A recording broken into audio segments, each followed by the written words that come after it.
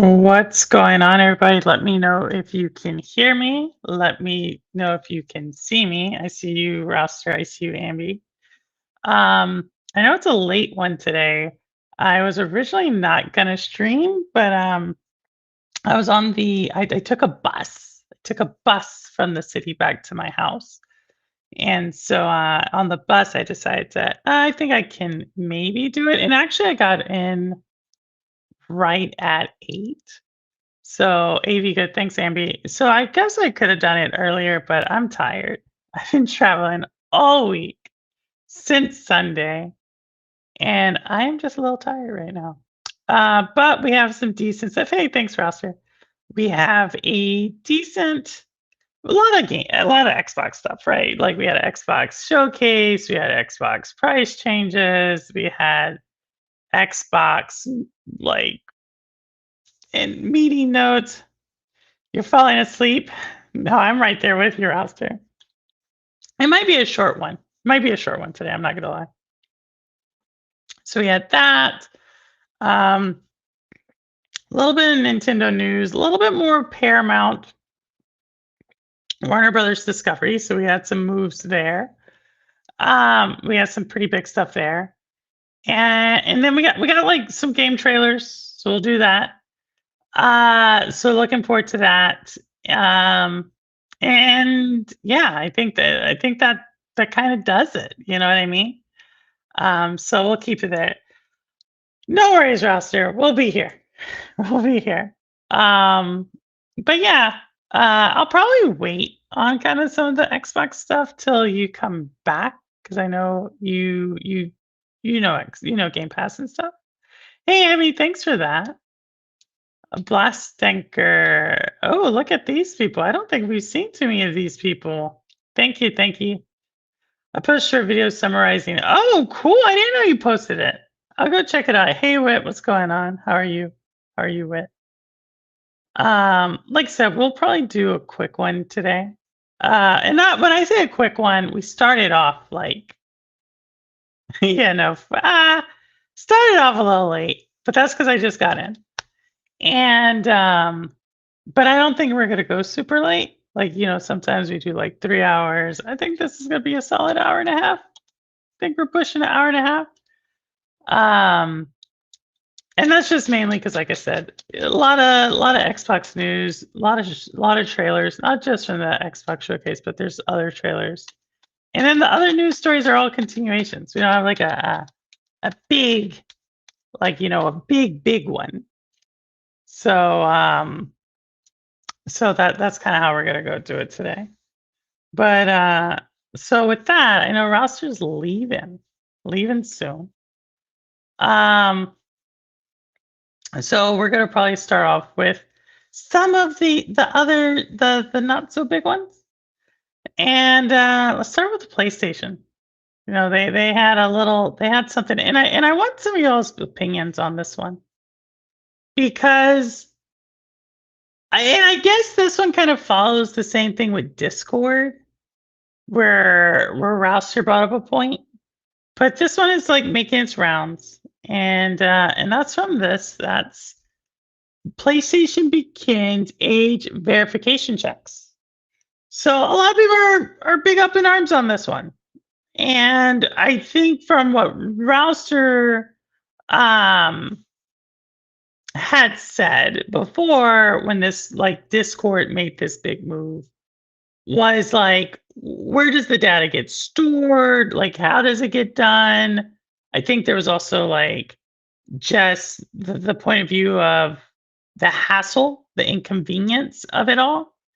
And so, again, I think I'm not necessarily, I understand why.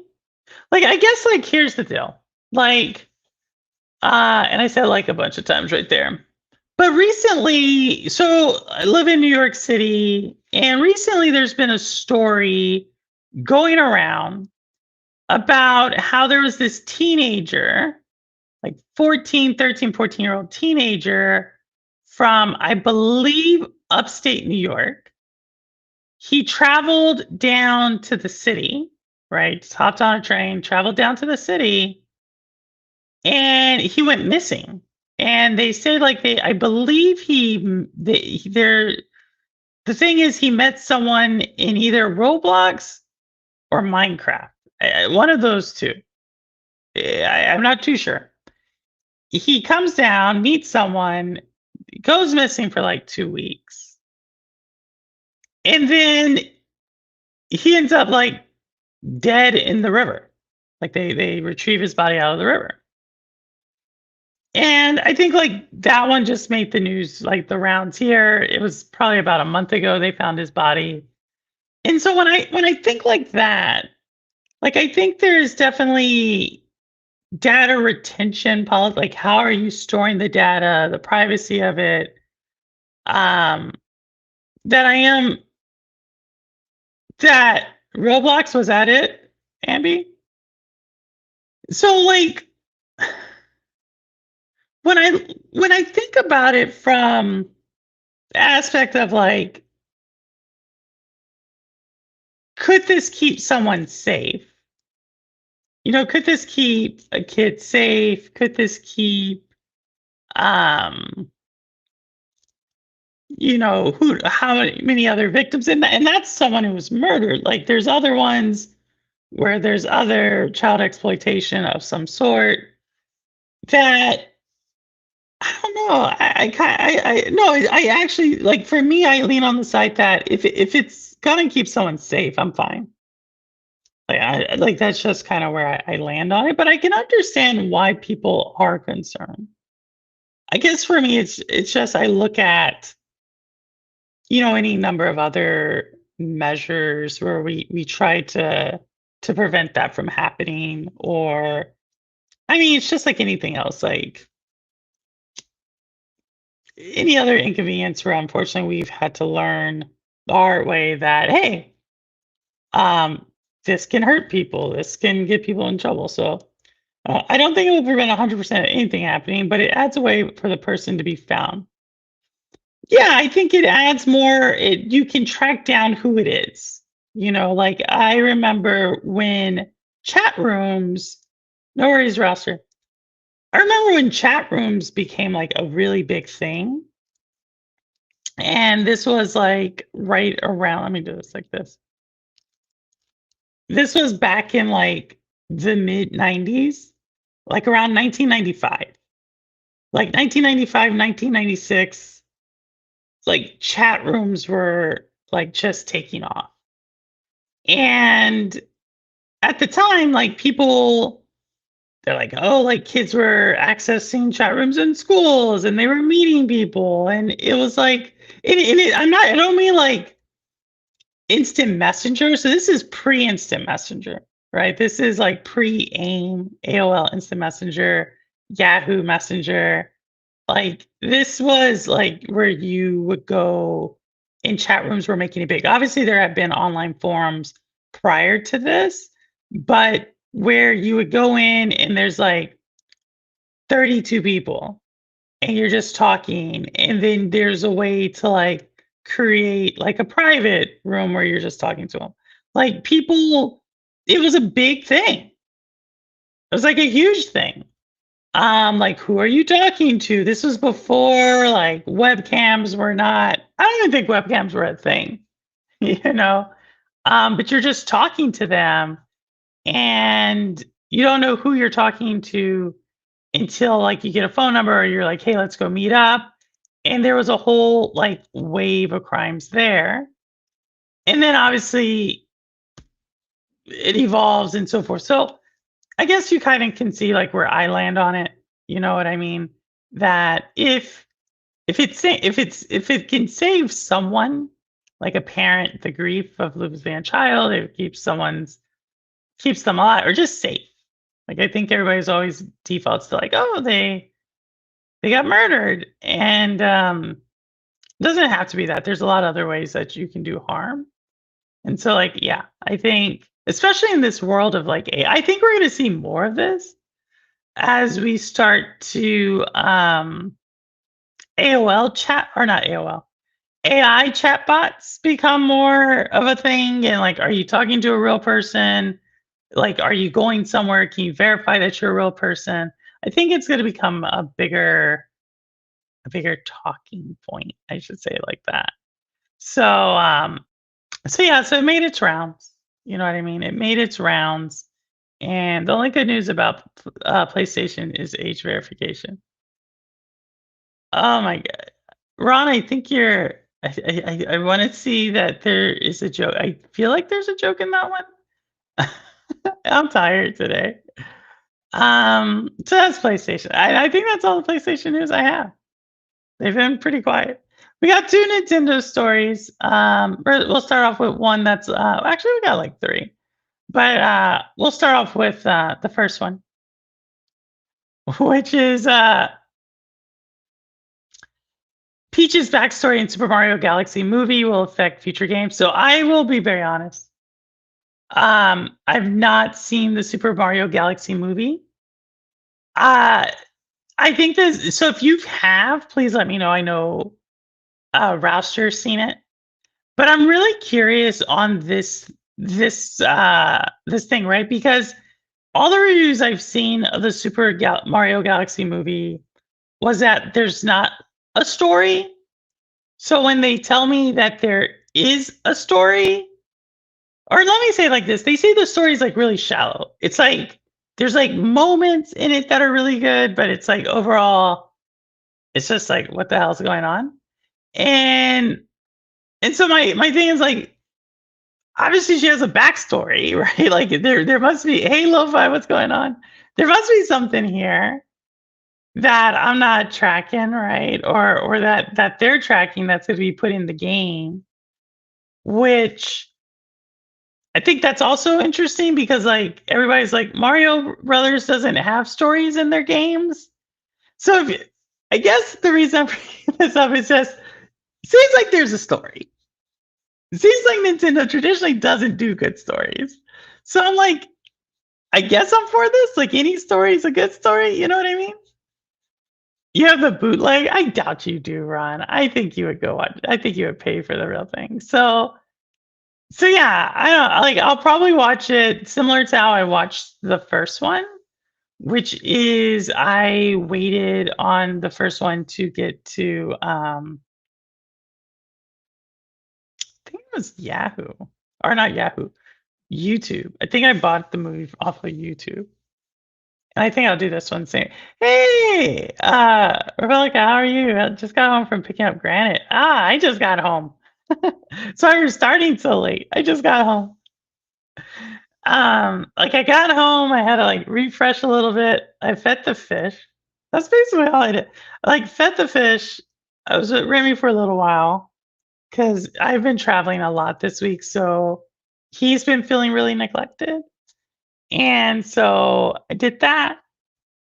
Um, yeah, just and then just like kind of washed my face and put a little bit of mascara and a little bit of lip like a lip color on and then here I am.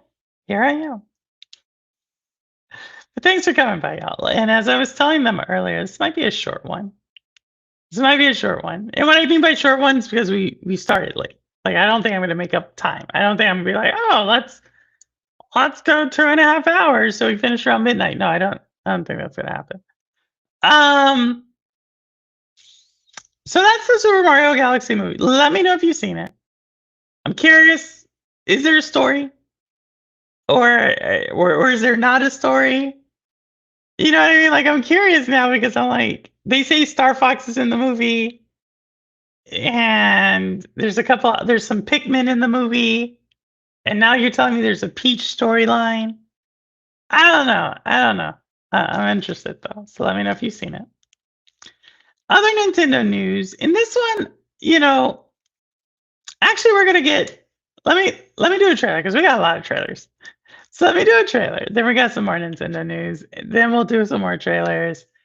Then we'll get into like the probably the biggest topic, which is Xbox stuff, which is even more trailers. And then we have a little bit of a couple of the games I'm looking forward to this year. And then we'll end off on some Paramount stuff. So fun times, fun time. But here we go. Here we go. Here we go. Here we go. Trailers in three, two, one. Here goes the first one.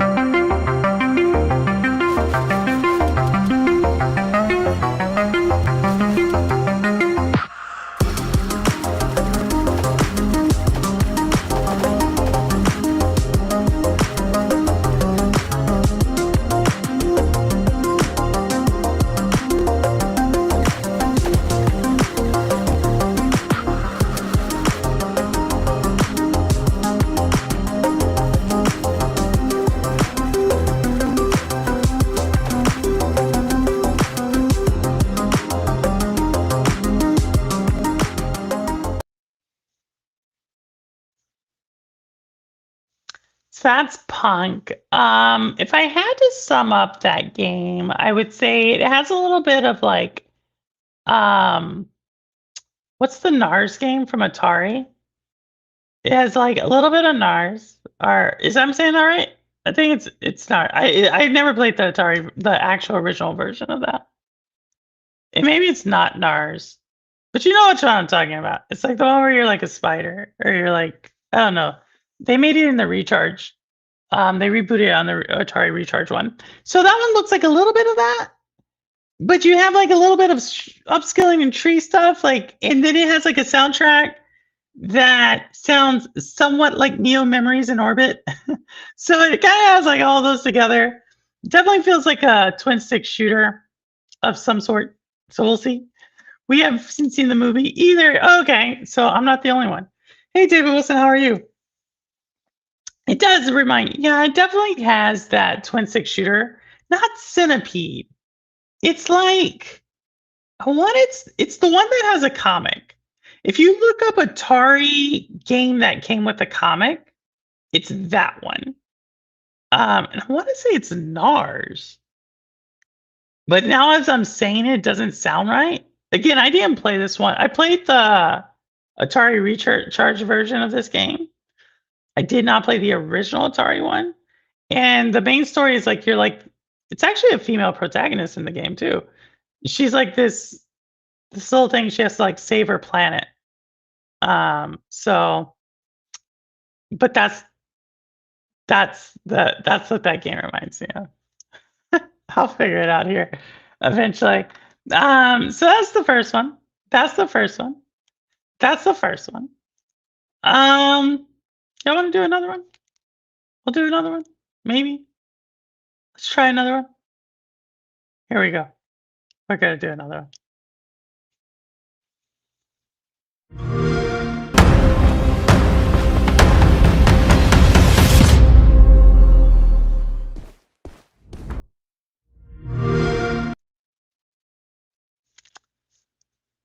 So that is Miss Fall Hunter. Looks cool. As long as you give me third person, and that's like a close third person. So looks pretty cool. We'll see how it comes out and how they do with it. And Ambi, you're exactly right. It's Yars. Yars is Revenge. That's the name. Hey, David Wilson, what is going on? Thanks for staying up. I know you see you there passing through before you go to sleep. Mr. Daytona, how are you as well? And I saw you. I saw the Xboxes. We're going to talk a little bit about Xbox. We're going to talk a little bit about it. I want to get through with some of the minor ones because Xbox is like probably the most news we have. I'm going to give you my interpretation. I think there's some good there. I think there's a lot of good there. So I'm going to give you my interpretation of it. But before we do that, I do want to do this Nintendo because I gotta have my Nintendo stuff. And this one's an interesting one. Not it's probably more companies are being impacted, not just Nintendo. But Nintendo fans are demanding tariff refunds returned to customers. And so if you remember last year, Nintendo initially had their products launched. They then uh raised the price of the accessories. So like thinking things like the if you wanted another Joy-Con, if you wanted another dock, if you wanted the camera, um like all the electronic things. I'm trying to think. Those are the three that immediately come to my mind.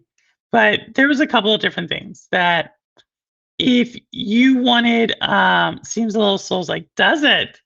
And I see your Lana Del Rey. Let me get to this one and I'll read that one. Um, and so they did that, right? And then so fans right now are saying they want refunds. And I'm gonna kind of explain why I don't think people quite understand how tariffs work. And so I think they're now getting into it, but given the last 2 years, we're gonna explain that. But let's see what Daytona said. Lana Del Rey seen with husband buying a PS5, presumably to play 007 First Light when it comes out. Daytona, how do you know this? How do you know this? Okay, but they were raised in Canada too, and we didn't have tariffs. This is a good point, Rebecca. This is a good point. No way they're going to see a dime of that. Lo-fi, you make a solid point too. Um, and right now, I don't even know if Nintendo's going to see it, right? like the administration's definitely fighting on not sending these things out, you know? Um, but generally speaking, it's kind of like this, right? If we say a tariff is a tax, which we kind of already said it, and then taxes go down on businesses, do you get the does everything go down? No, right? Like that's how businesses work. And so for everybody, and we last year around this exact same time, we had two streams about tariffs. Two. And in those streams, there were strong opinions about this that, hey, they're going to lead to prices coming down. Excuse me. And at the time, I was like, I don't understand why this would why that would make sense, And I see your comment, Rebecca.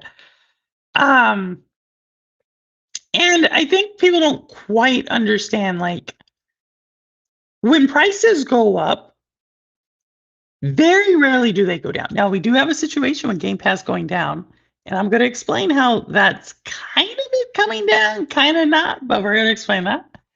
But generally, they don't. And so that's why when everybody was like, all the economists are like, yeah, when the prices go on these things, you're going to be paying more.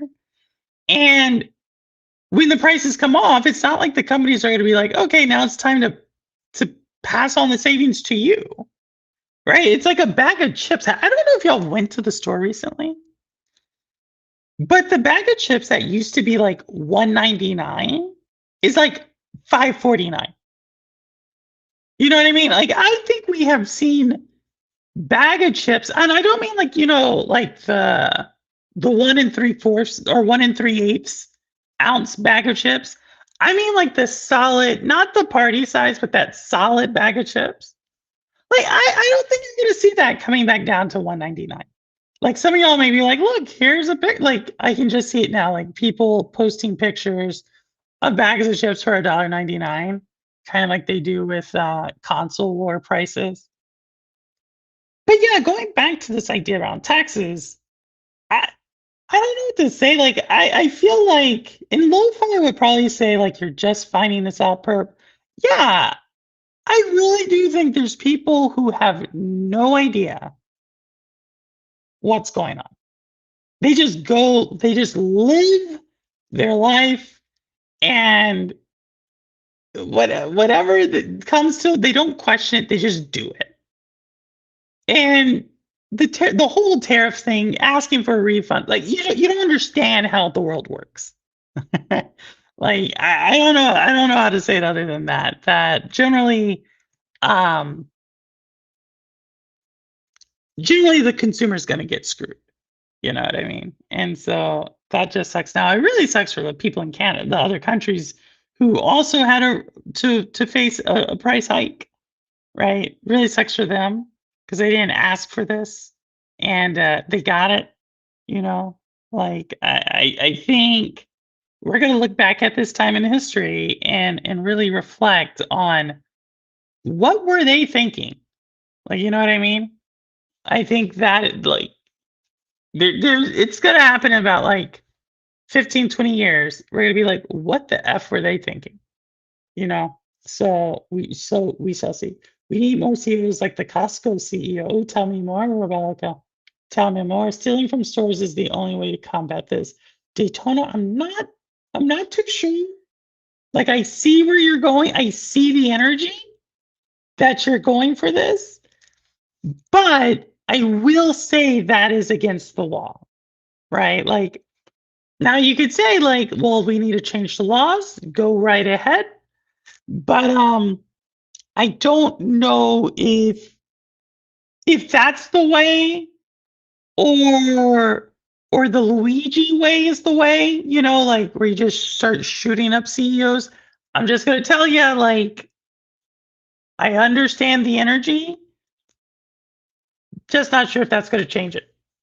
Just not sure if that's gonna change their situation more than it's gonna change your situation. But I could be wrong. I could be wrong. Um, Nintendo fans are the biggest clowns ever, not gonna lie. Instead of demanding money back, how about don't pay outrageous prices for Nintendo's slop in the first place? All I can do is laugh. Ha ha ha ha.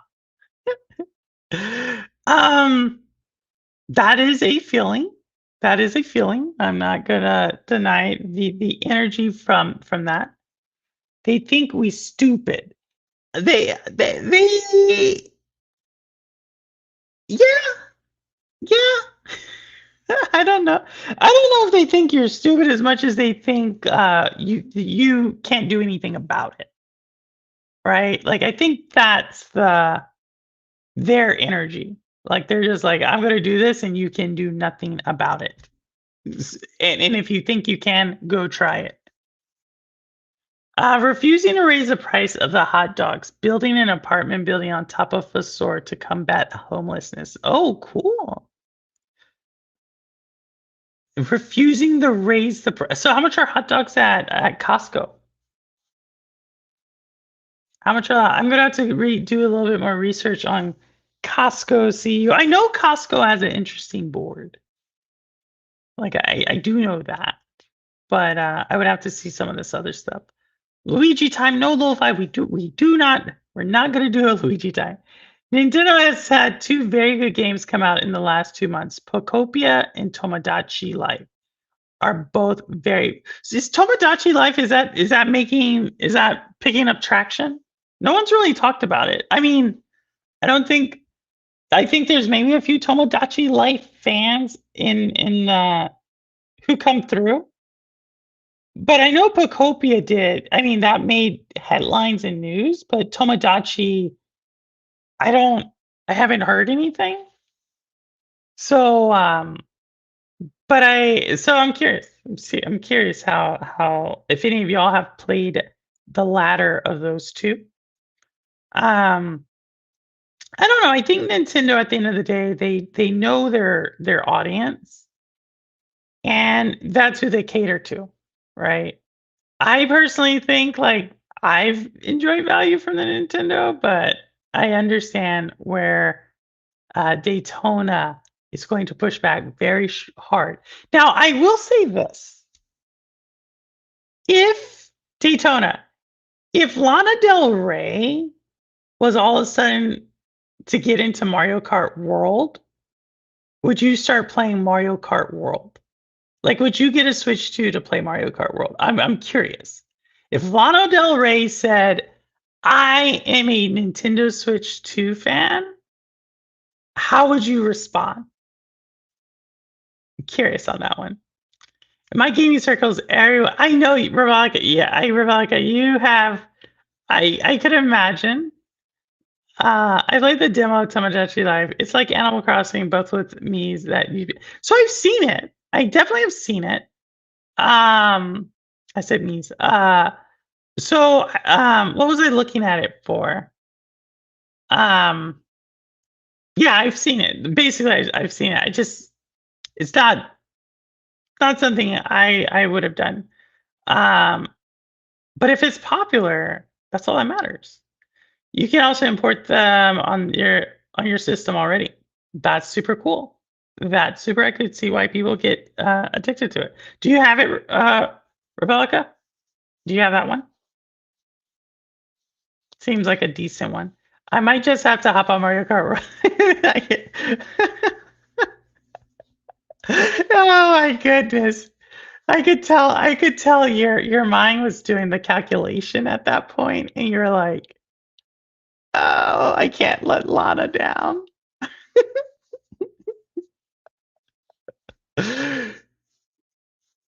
You should, if Daytona, what you should have said is like, um, false question. Lana Del Rey would never like Nintendo Switch 2. That's what you should have said. You should just come back and combated it with like, she would never like that.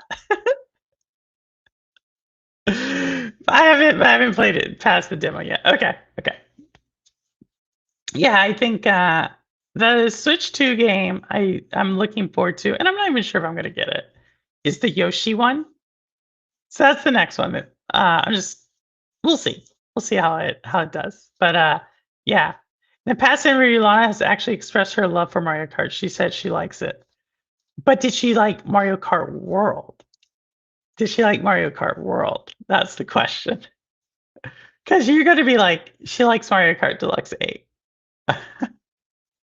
Or Mario Kart 8 Deluxe. How do you say it? How do you say it?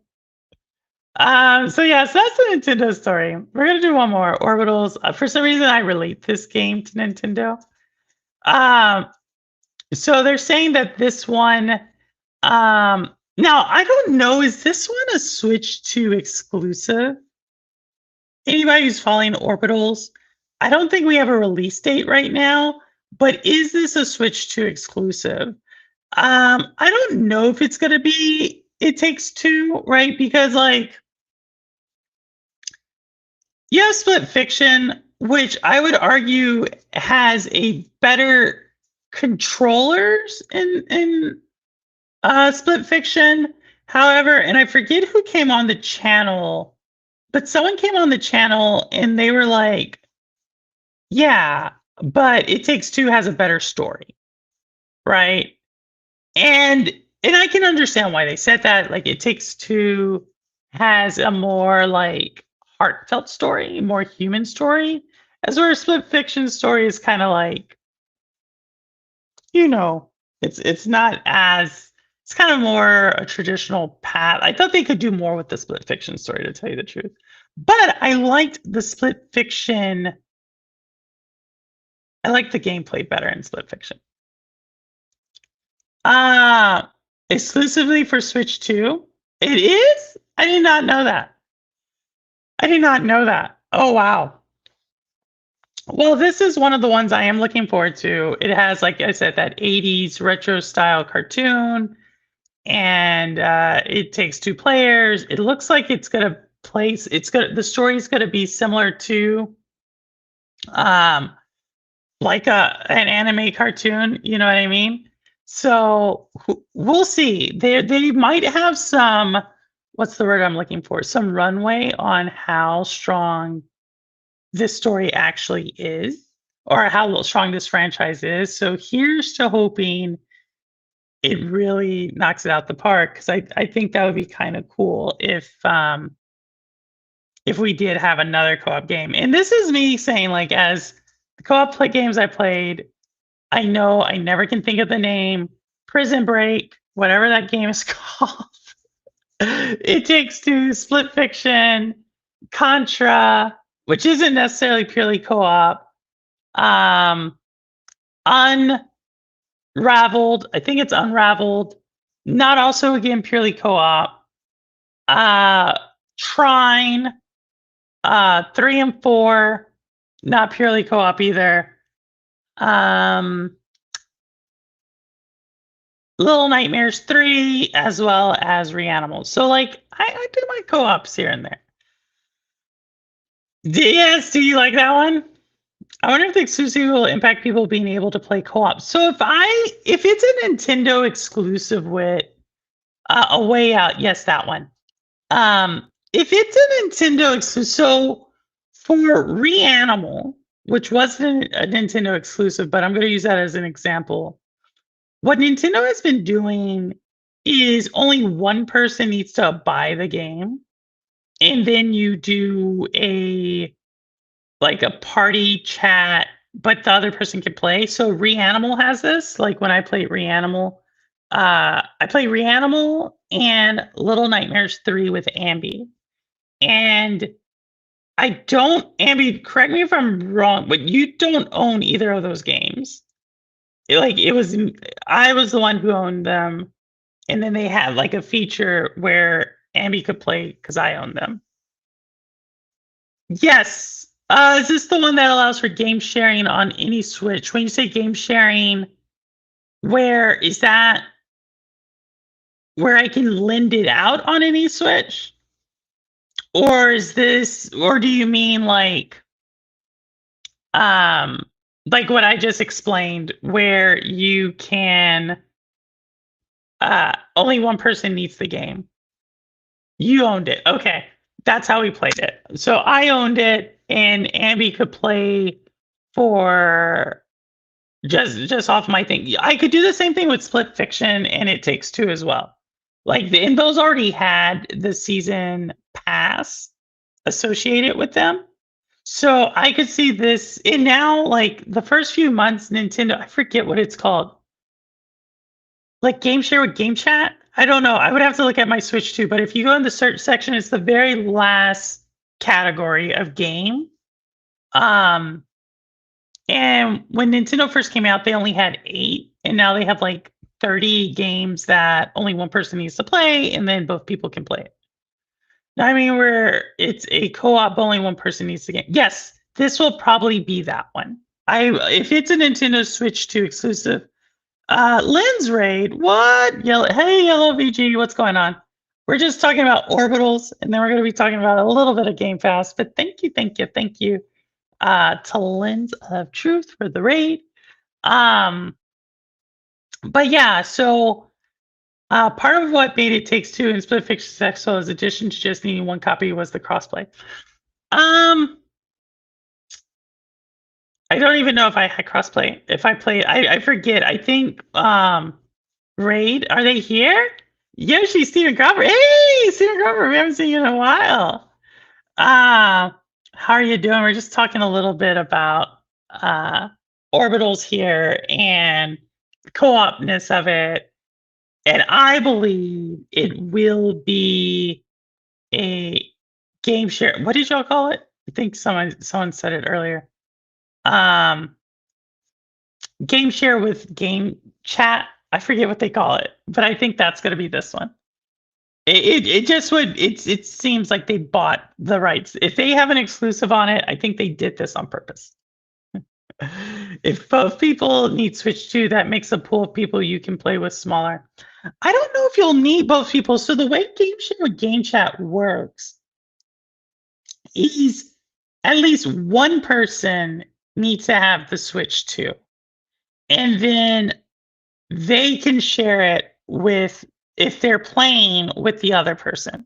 So Ambi and I always test this stuff with Ambi. So like Ambi had what was that one? The one where Mario throws the hat? I forget that. Hey Alex, oh my god, a double raid. Oh my goodness, so exciting. And so they have the one with the hat, and one of us was playing on Switch, and the other one was playing on Switch too. So I believe this one's gonna have both. They can share it with the Switch Lite even. Yes. Yes, that's true. That is true. And that's what I guess I was so they have it. Like I said, I think they're making it work. But we'll have to see. We'll have to see how that one does. But I am excited for Orbitals when it does come out. So and I wish I had their trailer right now, but we don't have the trailer. But what we do have is we have some other trailers. And then we're gonna get into our Xbox news. Okay? We're gonna get into our Xbox news after that. I'm gonna get a drink while y'all watch this. But then yeah, Mario Odyssey is the game that was available on Switch too. Then it's Mario Odyssey. Um Hey, Dakota Sheldon, how are you? We have a Dakota over here. How many Dakotas we got? Hey, Linz, thank you so much for the raid, Linz. Thank you so much. Once I get to that level, I've kind of maxed out on my subscribers. I think YouTube has said, "Purple, we don't like your content." So they stopped pushing me out. But I don't know, maybe we'll do more videos. Maybe I'll do a video here. That's how I get stuff. So thank you so much. Hey, Rouser, thank you for coming back. I had to drop off her friend. No worries, no worries. We haven't talked about the Xbox stuff yet, but we are going to show a trailer here. We're going to show 2 trailers. All right. We're going to show this one and then another one. All right. So hopefully everyone's doing nice to meet you, Alex, the Super Nintendo gamer. Which game from the Super Nintendo? Top 3 Super Nintendo games. Anytime someone has a name like that, I always have to ask, like, okay, like if you're the Super Nintendo gamer, which 3 Super Nintendo games, or are they saying they're like the super gamer who plays on Nintendo? I don't know about that one. But if they are the Super Nintendo gamer, I want to know their top 3 Super Nintendo games. All right. Oh, that's super cool. On Jamboree? Should we do Jamboree? Linz, is Jamboree fun? I've thought about doing Jamboree. Like, and I feel like we could do Jamboree. Let us know. SNES is what you grew up on, Rivalica? I had Nintendo, and then I had a N64. I never had Super Nintendo, but I have beaten Star Fox on Super Nintendo. Just fun fact. I looked it up and it sounds like you can game share with Switch 2 games like Cyberpunk with Switch 1. Really? Oh, nice. All right. Here we go. We're about to show this one. You ready for this trailer? You ready for this trailer? Let's do it.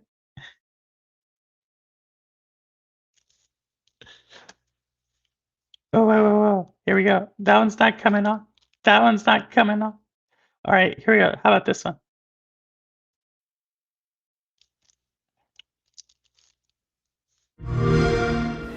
Perhaps you've seen it, maybe in a dream. A sea, deep within the mind.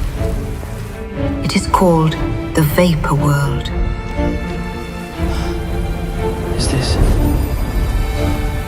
Where am I?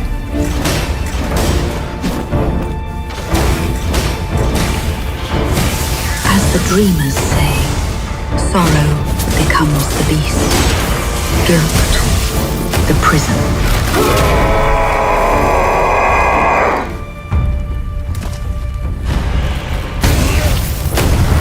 And you, what is it you chase? This place.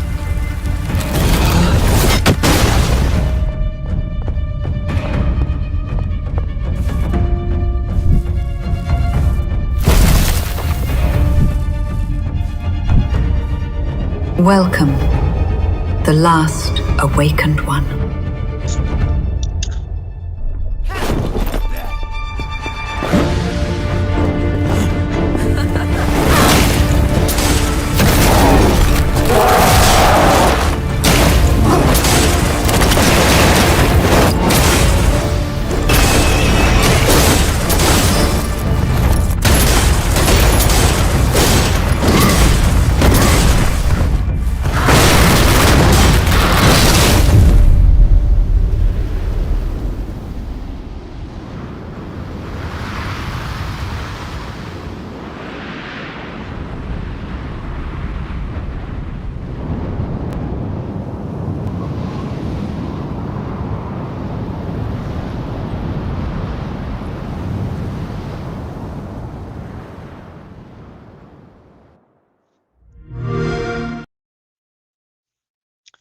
So that is Vapor World was showcased earlier today.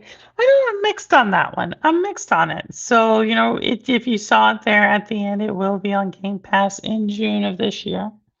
And speaking of Game Pass, we got a lot of news tonight. David Wilson, thanks for stopping by. Thank you for stopping by. But yeah, speaking of Game Pass, we got some news. All right. So the biggest news that came out of all of Game Pass. All right. Here we go. Here we go. Here we go. They did a little bit of a price thing. And I'm trying to find like the right one that I want, the right little thumbnail that I want. Let me see. And I guess we'll do two of these to do, let's do this one first. Xbox taking its biggest titles off Game Pass is actually a win for everybody. So if you read this one, if you read this article, what they're going to talk about is how Xbox,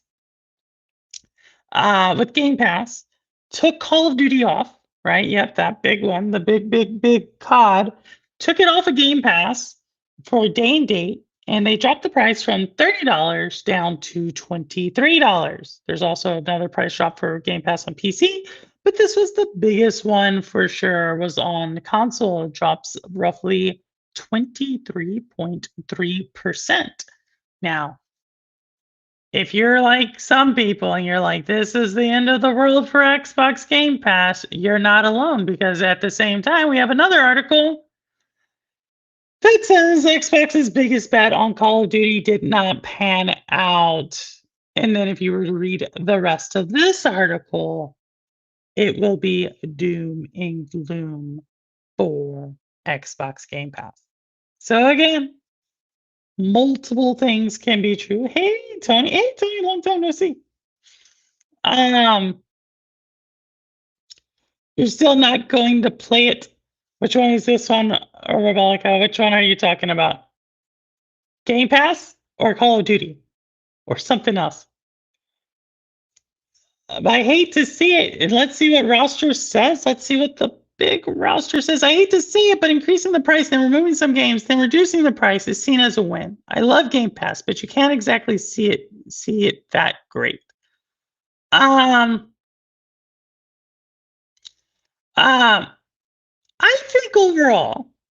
I think overall, this is a win. I'm gonna be right back. I think anytime, but you gotta also understand for me. I don't really play Game Pass, right? I don't play Call of Duty, but I think, and if there's a gamer like me out there who likes Game Pass, because I think there's like solid games and they can beat the games within a month. It doesn't necessarily mean they have to beat the game within a month. I'll explain why I say you need to beat the game in a month. But if there's something like that, and now they're going to pay a little bit less, that's a win. You know what I mean? Now, if there's someone who's playing Call of Duty for like 2 months, got their Call of Duty fix, and then are hopping off, this is a loss, right? Like this one is, because now you still need to have some tier of Game Pass, which I believe for just online play, it's $11.99. Don't hold me to that. It might be $10.90. It's somewhere in that $10, $11. Plus playing the game. Now you're kind of you're a little bit at a loss. But for most people, I think paying less is better. Now, what I will also say with this, I'm doing good, or else, hey, Call of Duty. Oh, you're not playing Call of Duty for me neither. Me neither. For how much you pay for Game Pass, you could have just bought Call of Duty by now. Crow, this is my point. Crow makes a good point, and thank you so much for the gifted, Ambi. 4 more gifteds. Thank you. Mr. Barron Place, thank you for coming by, Paul. But this is my point. I've been summoned. You've been summoned. Oh my goodness, Paul! I've seen Paul. Do you buy every game on Switch too? Every single time I go to like my like the I don't know where you can see it. Maybe it's the store, but it's like friends who have bought this game. You're like at least on half of them. Between you, um, I forget. There's like three of you all. Chariot Man, you, and someone else. Like you all have basically every game on Switch too. Later, Alex, the Sun Super Nintendo gamer. Thanks for coming by, man. Thank you, thank you, thank you. And once I get my setup back up, we'll do Mario Kart World. If you like Mario Kart World, we'll do Mario Kart World. Give me like a month. We're close. Give me like a month. Not quite there, but like a month. Buy Game Pass on eBay for $10. There goes Tony Baloney's idea of how to get around the system. But yeah, I think like my thing is the only game I can count the 3 games that I played on Game Pass. Like, right? One is Mio, Memories in Orbit. That's the most recent one. And even that one took me like 2 months. I haven't even actually, I want to go back to it, right? I haven't done everything to get to the secret ending. So, like, if I just bought it, I think Mio was like $30. I don't want to say, it may have been cheaper than that. But that would have been like 1 month of Game Pass, and I just bought it. Maybe Mio was 20. I don't know. It wasn't that expensive. It was in that 20 to 30 range. And so I think I lean where Crow is, where just buy the game. But again, if you play a lot of games, or if you like share a console, I think it's a win. I think it's a win. But even if you're now going to say, to Tony's point, where you're like, yo, $10 a month, $120 a year, maybe. But again, like you have to have the 3 or 4 games that I play, and I don't know, like, right, like Reanimal, Little Nightmares weren't on Game Pass. So that's kind of where I kind of feel like it just depends on how you play, where you play, why you don't check. It just depends how you play it and how much you're gonna get out of it. But I think if it's a price decrease, you win. If you're a Call of Duty person, probably wasn't the big one, right? Now I am going to talk about this from a business standpoint. Purple, did you see the little? Yes, yes. It came out today for you. It doesn't come out till the 24th for me. So I am going to get Little Nightmares VR. The review I saw was a VR gamer, not a Little Nightmares gamer, so that really annoyed me. But I want to play the story because it seems like it's bringing in some elements of Little Nightmares too. I don't know. I need to see. He didn't really know the lore of Little Nightmares, so yes, I saw that, but I need to buy it so I can see what actually is going on in this game. I like Game Pass for sampling a bunch of different games. It's not really about getting a specific game. That works as well. That works as well. Like I said, I think it just depends. If you like that, it's definitely good. I sure you should. Hey, Alex, thank you so much. Thank you so much, Alex. Alex, if you want to put your stuff in there so people know where to find you, we're totally okay with that as well. Or if someone already has Alex's stuff, you can go get it and post it for anybody who wants to see Alex's stuff as well. Because it's Mario Kart World. He likes Mario Kart World. We like Mario Kart World. Everybody likes it. Have you played the Diablo DLC yet? Wait, it's out? When you say Diablo DLC, Paul, what do you speak of? What do you speak of, said Diablo DLC? I don't know which one. What are you saying? I didn't really like it about Stadia. $10 you could try games you wouldn't normally buy, but for $30, not worth it. I know you get it free or cheap. I don't know. It depends, girl. I could see where Game Pass has its place. Like that's the thing. Now, what I will say is, okay, so that's like the fandom, like console war conversation there. Like ultimately, on my side is like if the price is cheaper, it's cool. Now, here's what I'm going to tell you, like, because we talk about gaming and business, and here's what I think. I think actually, how should I say this? Gamers are paying more for Game Pass, right?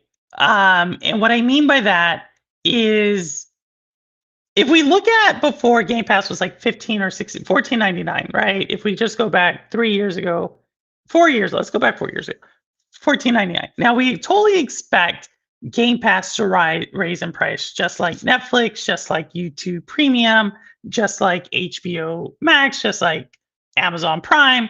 All these subscription services have risen in price over that time. So the price rising up doesn't necessarily phase me as much. Like you could make an argument, like does it need to have went up like 40% or 60%, whatever that number is. We could make that debate one way or the other. Why I say gamers are actually paying more is because I think the quality of game coming out on Game Pass has decreased. And what I mean by this is the licensing that Game Pass, that Microsoft is paying to gamers, if we go back to like 2021, 2022, definitely that 2022 timeline, Game Pass like had Game of the Year contenders on it, right? Some of the biggest AA games were coming out. I don't necessarily see that. And I don't think we are going to get that. And so if your thing is like you just want to sample a lot of games, or maybe, hey, there's what's out there that you wouldn't normally play, I think you're still going to get that experience.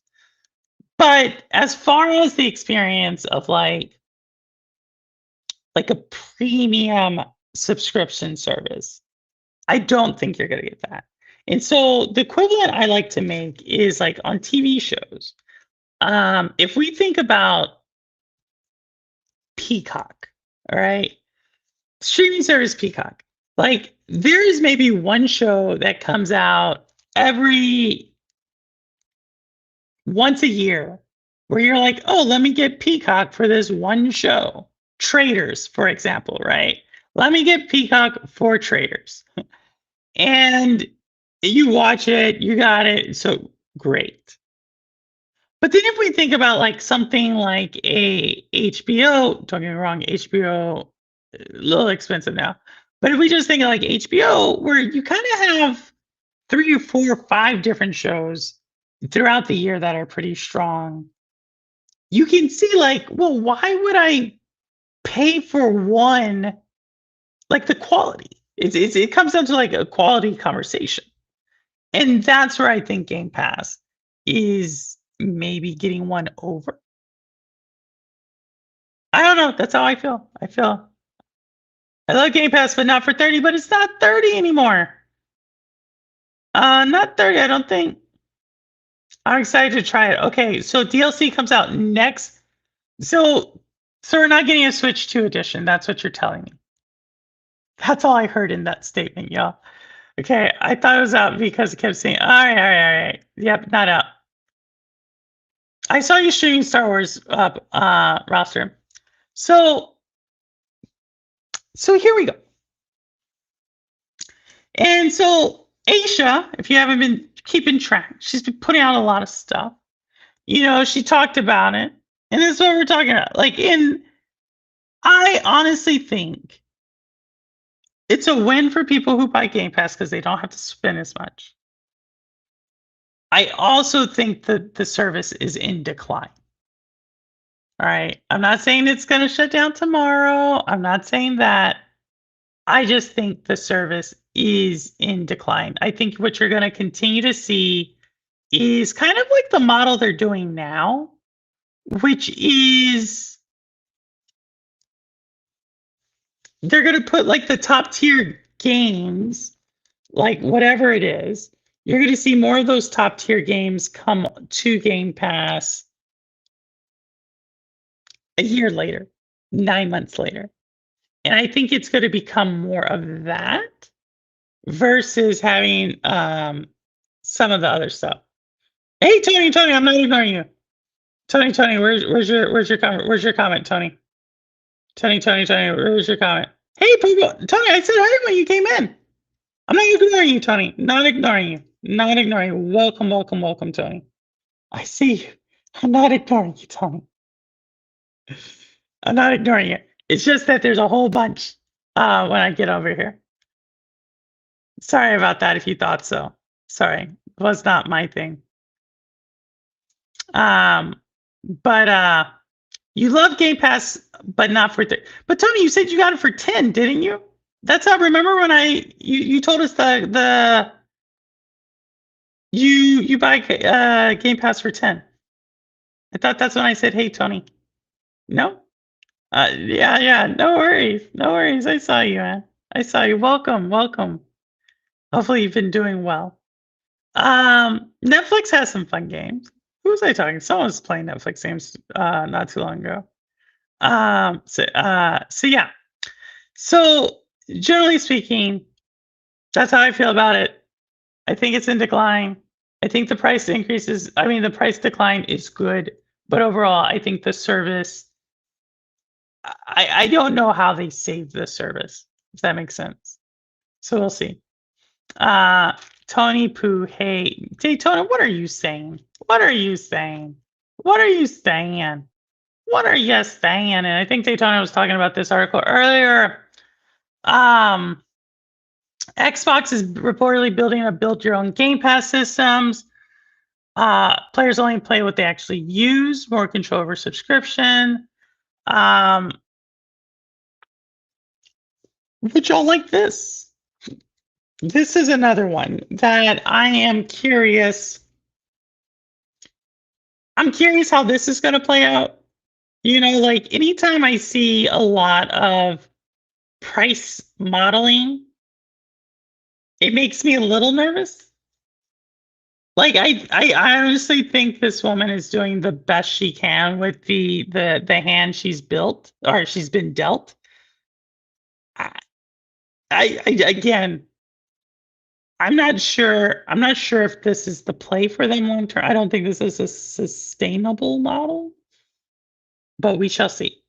And if you're like, well, Purple, what do you mean it's not a sustainable model? I just look at like mobile phone plans, right? If you notice, they eventually they try to phase out the like, just pay for what you use. And if you barely use anything, you win. Like this is a win. If you barely play it, it's a win. But at the same time, if you barely use it, then I'm like, is it even really worth it? Are you just playing it because are you just playing because you're paying? Just me, but we will find out more here soon. Wait, this looks fire. Which one looks fire? This right here? You like this one, Daytona? Why is Daytona always like this stuff that's like, I don't know if it's going to even work, but he's like, yeah, I like it. Daytona's always like, I'll do it.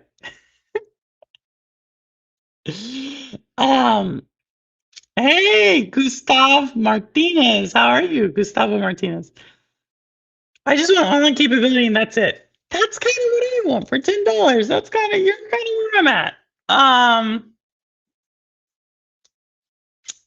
That's kind of where I'm at. But that is the Game Pass news. I told you, like, today is like a kind of like, if y'all want more about Xbox, like, we can definitely do more about Xbox.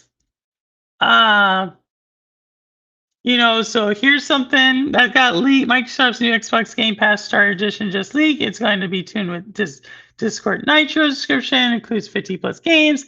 They're trying to get this going. I don't know. I think they're trying all sorts of bundling.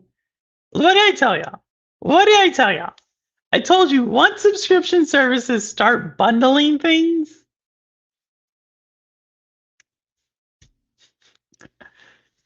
they're trying. And I have to give them credit for that. I'm not going to hate on them. They're doing exactly what I would do in their situation. I just, to me, it does look like it's on the decline though. $10 for online right now is pricey to me. I agree, Rouster, considering that Switch has online for $20, but Switch doesn't have all the games for Game Pass or PlayStation. But I don't know, like I only use it for online, so we'll see. I got a new skirt today and I just realized it has pockets. Oh my goodness. I love a skirt with pockets. I love a skirt with pockets. You don't care. What does Nitro do? Something tells me I'm paying for Discord Nitro. Oh, we are paying for Discord Nitro. I think it has something to do with our voice. Roster was telling me about this. Something about how I can stream and do some other stuff. Hey, Cherry Man, what's going on? I did subscribe to you. Oh, thank you, Gustavo Martinez. Hopefully everything's going well. Has everyone stopped buying Switch 2? Have they? I haven't seen that, but maybe they just stopped all in one day. But yeah, like that, like I said, once you start bundling it with things, I'm just like, you're just trying to get me to spend money and you're giving me a service that maybe I use, maybe like it's going to benefit some people. Let me say it like this: some people are going to benefit from this. I think as a sustainable thing, no, I don't think so. Discord Nitro, it does sound like an energy drink. It does sound like an energy drink. You're so right about that. You're so right about that. You're so right. And I think that's like our last one. Like we went through the stories like pretty quickly. I have a Paramount story here, but I don't know. We'll do maybe a couple more, a little bit more things. So Paul talked about it. So here we go, because Paul talked about it.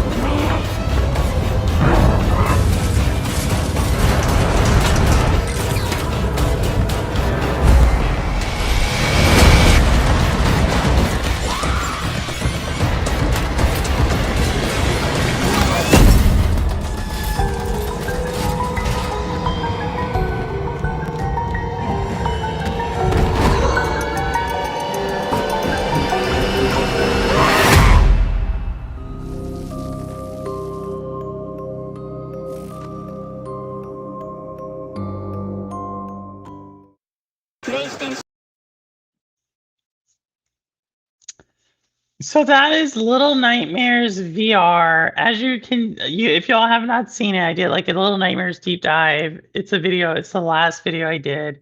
I'm a huge Little Nightmares fan, and I will probably be picking this up, despite the fact that I cannot stand VR. I do own PSVR 2, and we'll see what it's like. We'll see what the world's like. I can't tell if you're playing as as one of the main characters from one of the other games, or if you're just witnessing the characters from the other, because they're showing scenes that are similar to the main game, but I'm not sure if you're just like a bystander. I don't know. I don't know. So I'm gonna be digging into it. Are you a VR fan? Tony, I'm not really. Like I would say it messes with my hair. So a lot of people don't like I have a lot of thick hair and it's actually kind of straightened right now. But it's like people are like, "Oh, it's not that much." I don't think they made VR with women in mind. I'm going to be just or anybody with long hair. Let me say it like that. Anybody with thick hair. Not let me just because there's some women who don't have long hair and there's some men who have very long thick hair. So let me just say, I don't think they made it with people who have hair in mind.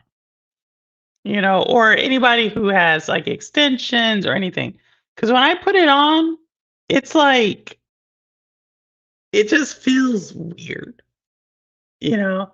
So that's how I'm not. Yeah, Crow. I mean, Ninja Guy X likes it. That's probably the only person who I know. Ninja Guy X and um, Mr. Urban World, right? Those are the two that get into VR. They're really excited about it. For me, it's just like I don't know, but I am curious about the world. Um, my hair's impressive. Uh, I did a little bit with it. Well, you've seen it in person, Roster. You have seen it. Have you tried the Meta Quest? I haven't. I haven't. Do you approve of that one, Tony? I might try it with my hair in a braid. That's how I wear wigs. I hear, but you'll know how I normally wear it, right? Like normally, like I kind of like it a little bit like my curl. And don't get me wrong, like I have a natural curl, but I just don't it feels I don't know, like right now would probably be the best time to do it because the way the headset is, it like comes over. You know what I mean? And then you like I don't know. I don't have the VR headset up here. It's somewhere in the flood. Got messed up with the flood. Yeah, so I don't know. Doesn't work well with glasses either. Yeah, and I do have you're right about that. Um the question so I have VR and I'm trying to remember if I thought the glasses situation was a kill like did it impact it or did I just go get contacts? I think both. You know what I mean? And so but I like the franchise. This is what I mean when people like a lot of the VR gamers were like they weren't into it because they felt the game was not built by a VR studio. They felt like it was the first foray into VR. And so they were kind of like, meh. But for someone who like me, who's like a really big fan, I go really deep into the lore. I buy like everything I can to support that franchise. Like this is honestly going to be the only game I probably beat in VR. And so I think that's a win, right? Like, because this isn't like I normally wouldn't be spending money on a VR game, like at all, at all. Now, if I actually enjoy it, I don't know. So MetaQuest 3 is good. Okay, I'll look into it. I'll look into it. You can sit on your hair. Oh my god, that's a little long. I don't have that long a hair. Yeah, I know. Daytona, she said she is. When I was a kid, I wanted to be Rapunzel. Oh, really? Oh my goodness. When I was a kid, I wanted to be Ethan Hunt from Mission Impossible. I guess I really wasn't a kid back then, but I was like a teenager. I wanted to be Ethan Hunt from Mission Impossible. That's what I wanted to do. Full circle moment. Yeah, it is. Yeah, it is. So that's it. So we'll see. Little Nightmares. You saw it there. You saw it there. We're gonna do another trailer, and I'm gonna hit that Paramount news, and then we're gonna open the lines up. It's like we're kind of flying today through the show. So here we go. Here's the next one. What are you searching for, little one? Why are you still here? There's nothing left anymore.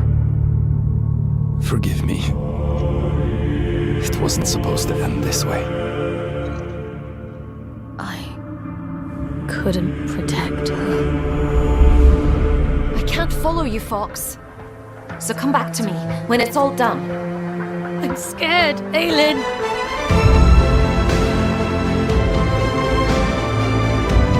This is about something much bigger than you, Fox.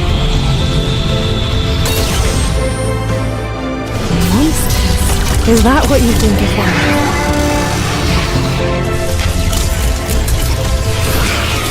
Please! Don't do this!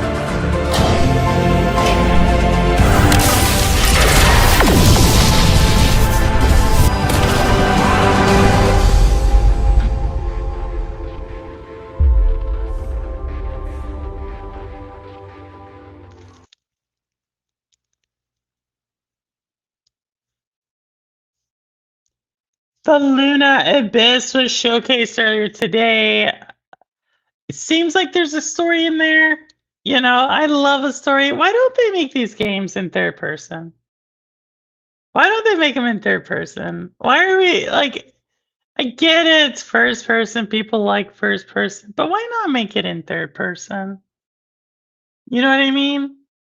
Like, I don't know. I don't know. A female face of what? Of the Bank of England? I don't know. When I see that, I think of the Bank of England. They literally just released a Little Nightmares VR trailer 5 minutes ago. Did they? Was it good? Tony, are you gonna get it? You seem to be a VR. Are you gonna get it? Little Nightmares 3 or Little Nightmares VR? Let me know. If only you could say VR. I don't think it's gonna say VR because the VR people don't like it. The VR people don't like it. So I don't know if it's gonna say VR. Is from I don't know Doctor Who like that. I don't know Doctor Who like that. All right. Noted. Some of y'all are rolling your eyes. I get it. I do. All right, here goes the other one. We got like two more. All right, here's another one.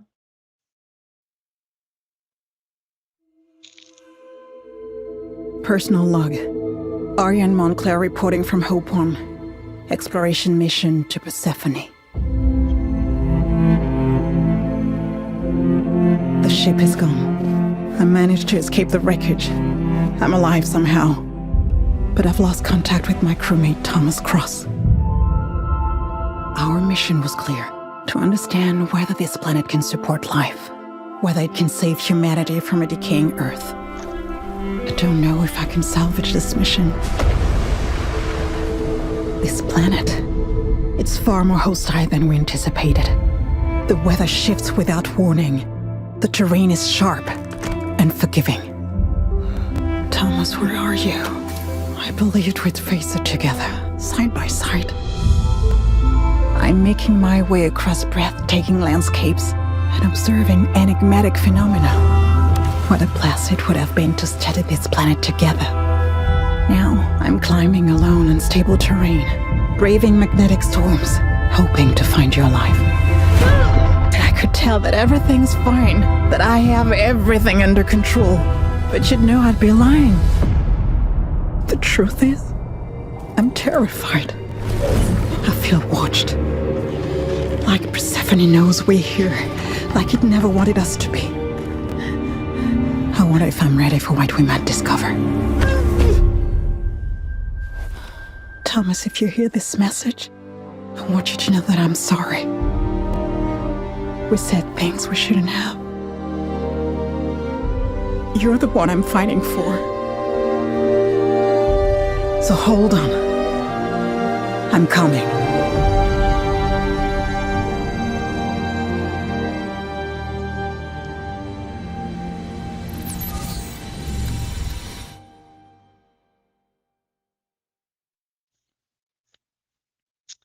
All right, so everything I said about Game Pass before, I am going to say this. Donod knows how to do a hell of a story game. All right, like I think they are like low-key one of the most underrated storytelling studios out there. Like, is Donod a studio or a publisher? I want to say it's a studio, but they really do know how to do one. The most recent one was the one Donut does the Life is Strange series, right? I'm pretty sure they do Life is Strange. And I don't know, I'm excited about it. I think this might be a game I pick up day and date. This may be that. May not be for everybody, but for me, I don't know, I'm curious what's happening in the story. I think I've seen the trailer. Uh, yes, yes, developer and publisher. I did say donut. Did I not pronounce it right? It's on Deck Nine. Do Life is Strange. Okay, yes. So they did that one. They recently did the other one that takes place in like the 1700s, like US, or like US, and it's you're hunting ghosts, and you like can choose your own path, and you have to like keep the lady alive. They did that one, and they just do a phenomenal job in my opinion, like all around. And they are one of my like darlings of a gaming company. So this one will probably be a day and date buy for me, 100%. I miss my 3D TV. If they still made them, I'd buy one. What is a 3D TV? Is that just where you put the 3D glasses on and you could? Because I remember I had a TV that it had 3D capability. And like I remember I got glasses and everything for it. It was a Samsung. You got to get special Samsung 3D glasses for it.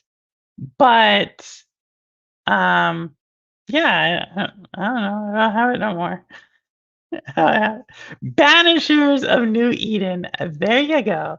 Banishers of New Eden. They did that one. So this one seems to be like right there. Um, yeah, so we'll see. I didn't even know they had 3D TVs. Yeah, there was a time, but I wouldn't say they were like maybe in Rebellica's case, they were like super awesome, but all I remember is like you had a like mode on your remote to say 3D. And if you're like regularly watching it, the TV, it would look a little different because it would make things like red and blue on the edges. But if you had the glasses, it would be a little bit more, I don't know, three-dimensional. So I think, yeah. And then what did someone say? Like, I know where you say, Tony. Tony, did you say VR is dying? That's sad to see it. I didn't really get into Banishers. Might have been too story heavy. It could have been. It also could be the gameplay. The gameplay is not really all that. You know what I mean? It's like you're kind of walking around. It's a mystery. You go. You then fight a ghost, and then you have to use the banishing. Like I understand why it would not be for everybody.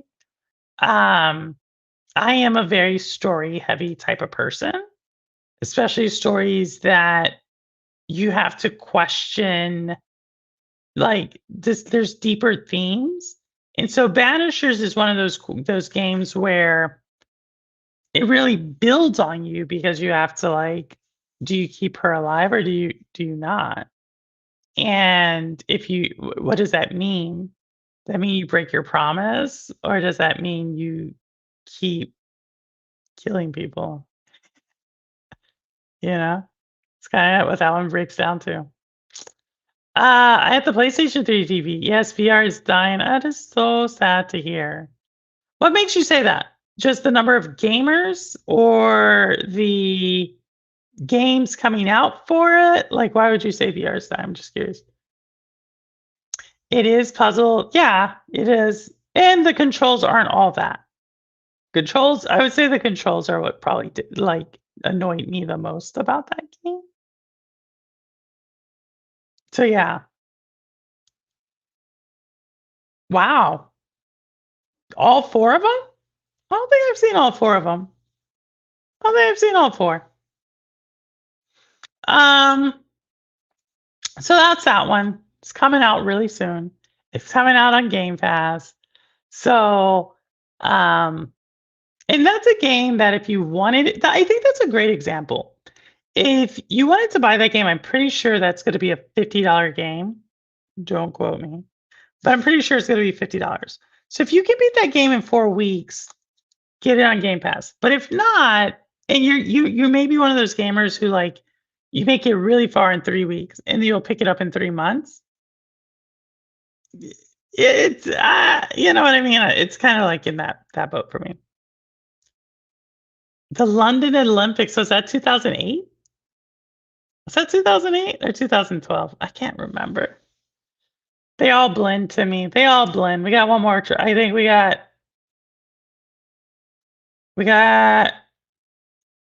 two more trailers. See what they are. See what they are.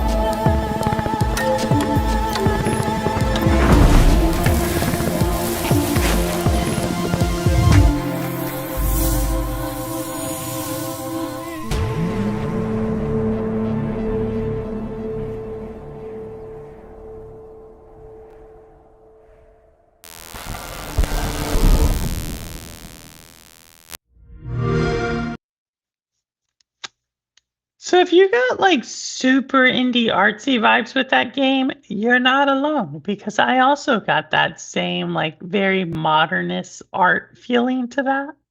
So if that's your thing, you might like that game. If you like a little bit of that, sprinkle with some puzzles, that might be you. If you like going to the Museum of Modern Art, if you have one of those, and you like looking at things with like weird shapes and color combinations, and you're just like, oh, wow, you might like that game. If that's not you, you might not. Just saying. Journey with puzzles. Yes, it could be. It could be. I kind of got a little bit more. It seems it could be you though. It could be you. It definitely has a vibe to it. It definitely has a vibe. It's a vibe. That's all I'm gonna say on that one. That's all I'm gonna say. All right, I got one more. Actually, I had two more, but one of them's not loading up. And I'm not gonna try it. Let's see it one more time. Oh, it is. It woke without warning.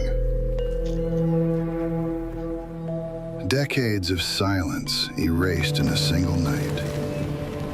Roads vanished, the city followed. People after that. We're cut off from any help, but ruins keep what they take. Look closely, Frank. Beneath the ash and fire, something endures. Watch out. We need any supplies, Frank. Keep your eyes wide open.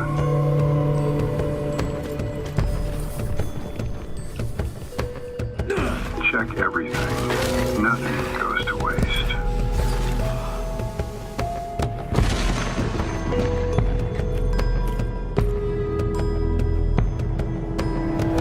And if there are still people out there, we find them. They mean hope for our station. Another day in hell. Are you ready? Where are you? Living fucking fire! Shit!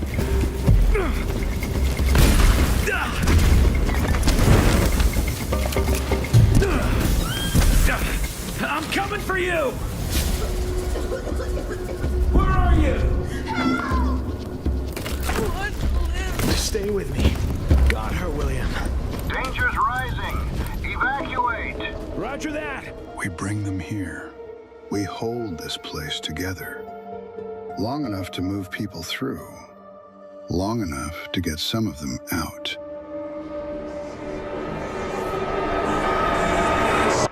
I've seen men die chasing the story of a hero. The smart ones learn when to turn away. Even when the fire follows.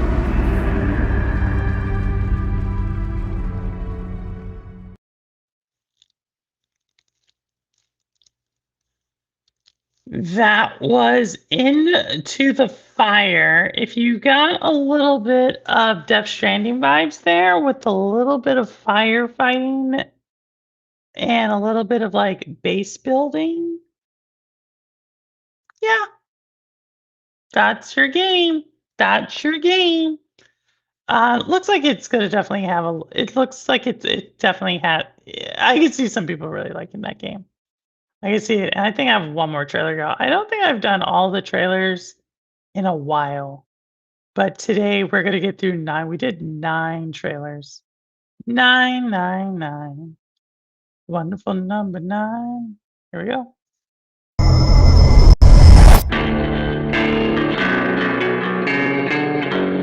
shit! I'm gonna go back there. I got a message from Mira. Did you forget what happened on that night in this city?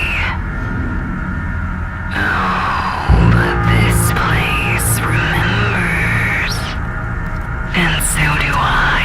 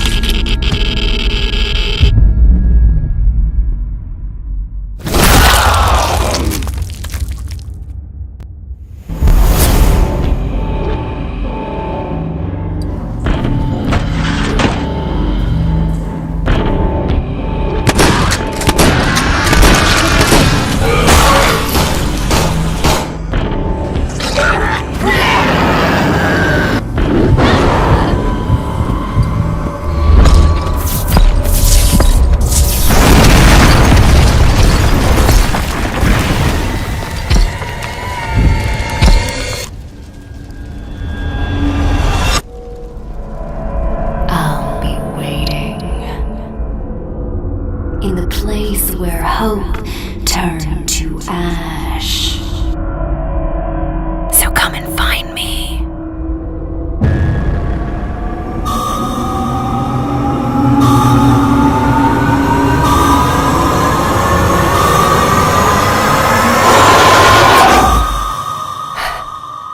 Mira.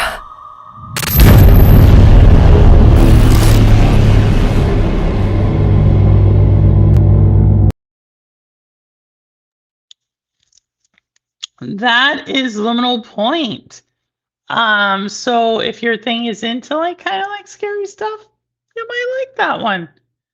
I think I have had like everything. I don't think I have a really maybe that other one that Robolica was saying was like Journey, but I don't think I've had like a cozy one today. But I've had a lot. I was thinking Resident Evil 2, but I didn't want to say it. And I think we did do Mistfall, but if we did not, here's Mistfall. We will do that one. Here we are.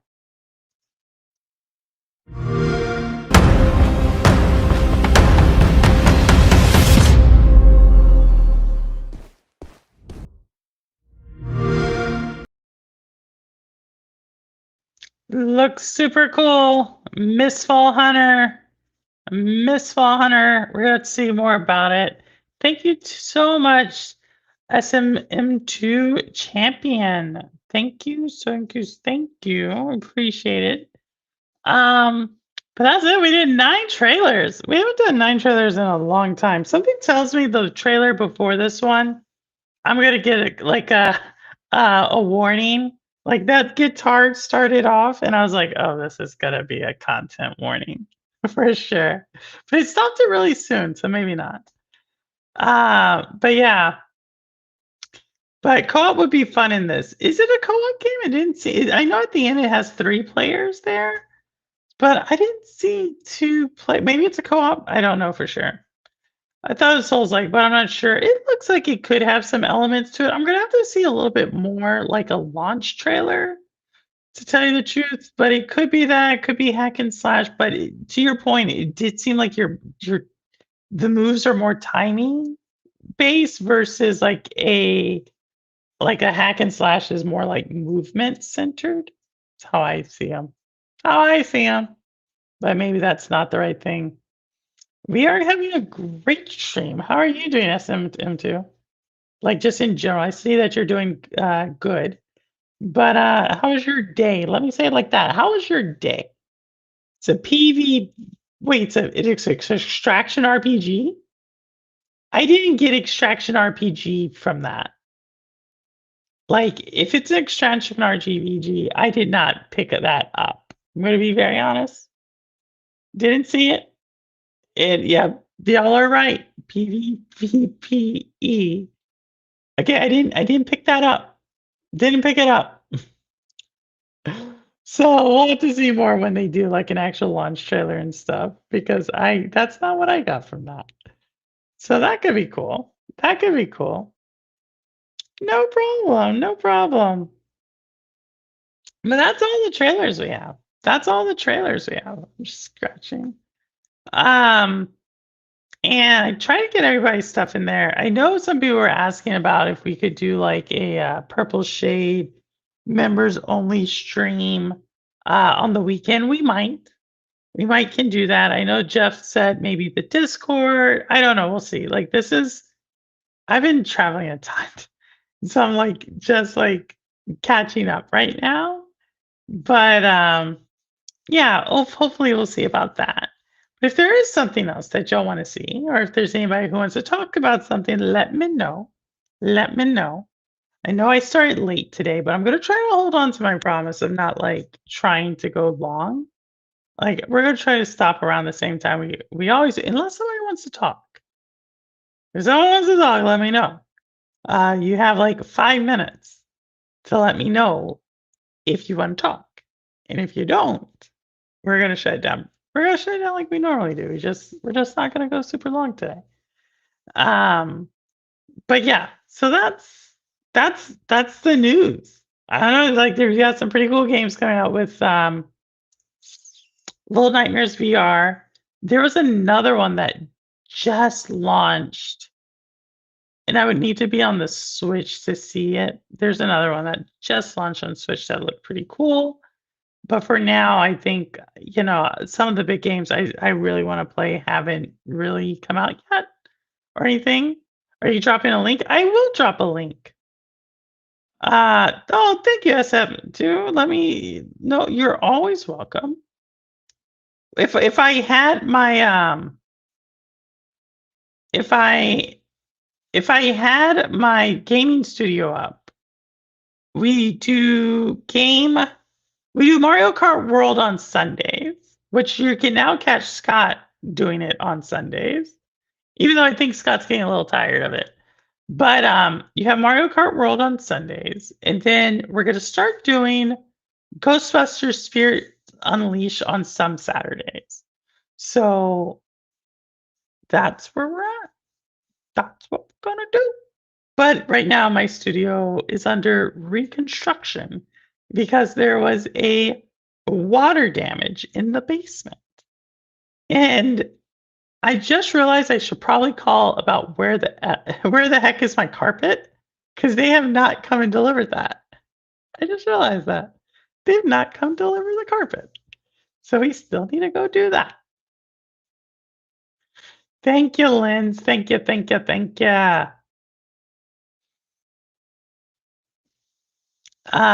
We're just doing our stuff. We're closing it out, seeing how everyone's doing. We didn't do it last Sunday, but this time we might do a Sonic Racing Crossroads collab with Lens of Truth. I'll be there. Sonic Cross. I've been playing a little bit more Sonic Crossroads. And when I say more Sonic Crossroads, like I think I have just about the same amount of time between Sonic Crossroads and Mario Kart World for 2026. All right. With that said, we do have a guest, and we have long-time listener, long-time subscriber. This is one of the OGs of the channel. None other than our great friend, Wit. Wit. Hello? Wit, how are you? Hi, can you hear me? We can hear you loud and clear. All right, thank you for the warm welcome. I basically only came on to clarify one thing. The Oh, one thing. the thing I was referring to earlier about the game sharing and why I was like so fixated on it. Okay. So with like I do believe that, or I do expect that for the Orbitals release that they will allow game sharing for it, but I Okay. don't think it will work with Switch 1 since it's a Switch 2 exclusive. Oh, I see what you're saying. So you're saying it's going to be a smaller gamer pool just because it's only going to be Switch 2. It's not going to be backwards compatible to Switch 1. That's what you're saying. Yeah, that's what because I often play, like I played It Takes Two, A Way Out, Split Fiction, and recently Outriders, and a bunch of other games like some Lego games, like a bunch of stuff with my one of my brothers, All right. and he doesn't have Switch 2. I have kind of given him my old Switch, but he doesn't really care for it, so I probably will just take it back. But it wouldn't matter though because with the like with this game, it doesn't look like I'd be able to share the game with him. Interesting. So, you know what? You know what? So I get what you're saying. Let's see this.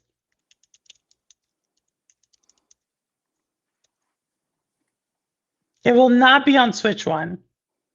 Will not be on Switch 1. And I don't think you're in the mood to buy him a Switch 2 just to play Orbitals. Yeah, that's the thing. I mean, if he would like, if he was into the Switch or Nintendo games or portable gaming, but he primarily plays the PlayStation, the PS5, and sometimes Xbox. Um, but like the Switch, he might play like Mario Kart with me. On the This is the Switch. one we beat, right? Like we beat this brother, right? Just want to make sure. He also beat. He's also won. I'm joking. He won in I'm Mario Kart joking. World. I'm joking. I'm joking. Or He maybe was it was there. me. Maybe I was the one who won. Wait, you haven't joined us in Mario Kart in a while. Where we lost Wit? Wit, are you there? Oh, we lost Wit. She left. She left. Oh no, let me see. Wait, if you're out there, let me know. I don't know. We lost Wit. But if you want to come off and come back on, I'll bring you back on. We don't know where she is. We don't know where she is. We don't know where she is. All right. We'll give her some time to come back on. But no, it's good, people. So that was what she was saying. All right, Roster, have a good night. Don't worry, we'll be there. Just learning a little bit more about Orbitals. So if you did not hear, Orbitals is a Switch 2 exclusive. It will not be compatible with the Switch, which I would think it wouldn't. I mean, now that I saw it, I guess it's not. I mean, I still think when it does come out, there'll be like 25 million Switch 2s out there. But again, maybe this is one of those types of games where, okay, Lo-Fi has joined the stream. All right, Lo-Fi. Well, Wit, if we get you back, let me know. For now, we're going to bring on none other than Lo-Fi Monk. What's going on? What it do? What's up? Hey, Lo-Fi. Hey, Lo-Fi, what's going on? Just chilling, man. I've been doing a little tiny bit of some retro gaming, but okay. Yeah, other than that, not really much. Let us know some titles. Oh, which Zelda and Mario. Which Zelda? Just the original. OG. Wow, the one top down. NES. Yeah. Well, yeah. Oh, yeah. Wow. How do you like it? I love it. I love it. I always go back to it all the time. That now and like I haven't got there yet. I always go back to like Metal Slug and like Doom. So I'm as soon as I get done with this, I'll go back to that. So when you say you're playing, are you emulating the games? Yeah, yeah, You're like 100%. Like you're like, yeah. perp, would I buy this? Well, no. Well, the thing is, Perp, I'm lucky enough to have purchased every game that was created. The sad part about it is that I lost them in a terrible fire with the receipts. Oh. Hey. So yeah. As long as you're not a little known fact. As long as you're not somebody who's trying to say that emulating is the noble path and you're just honest about where you're at with it. Oh no, emulation is totally the noble path if you're doing it legally, because yeah, these games definitely need to be archived because the people that made them aren't doing it, and a lot of them don't even exist anymore. So plus there's a huge homebrew scene that you should totally support. A homebrew scene? Like what? Like homebrewed beer?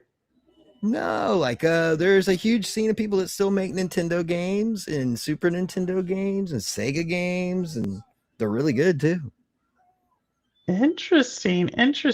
So I should emulate these. For sure. And it's totally legal for you to do so. If you aren't lucky like me and have actually purchased every single game that was made. Yeah, there we go. Yeah. Ikro says it correctly. What are the chances of fire, you say? I mean, it's a fire. Act of God. An act of the Almighty. Oh, wow.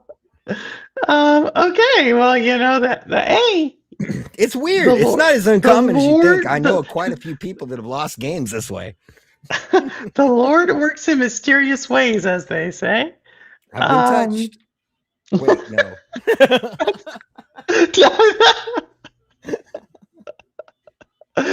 Oh my goodness, how are you? Just not homebrew beer. I thought it was homebrew beer. That's the only time I've seen it. I showed Granite the trailer for Into the Fire, and he loved it. He liked that one. I could see Granite liked the fire making game, so I think fire and Granite go together. Fire and stone, I guess. No, I get what you're saying, Lofa. I get what you're saying. And Wit, I saw you there too. Hey, SPG, what's going on? How is I would say how's the baby making, but it seems like you already made the baby. So how is the preparations for said baby coming along?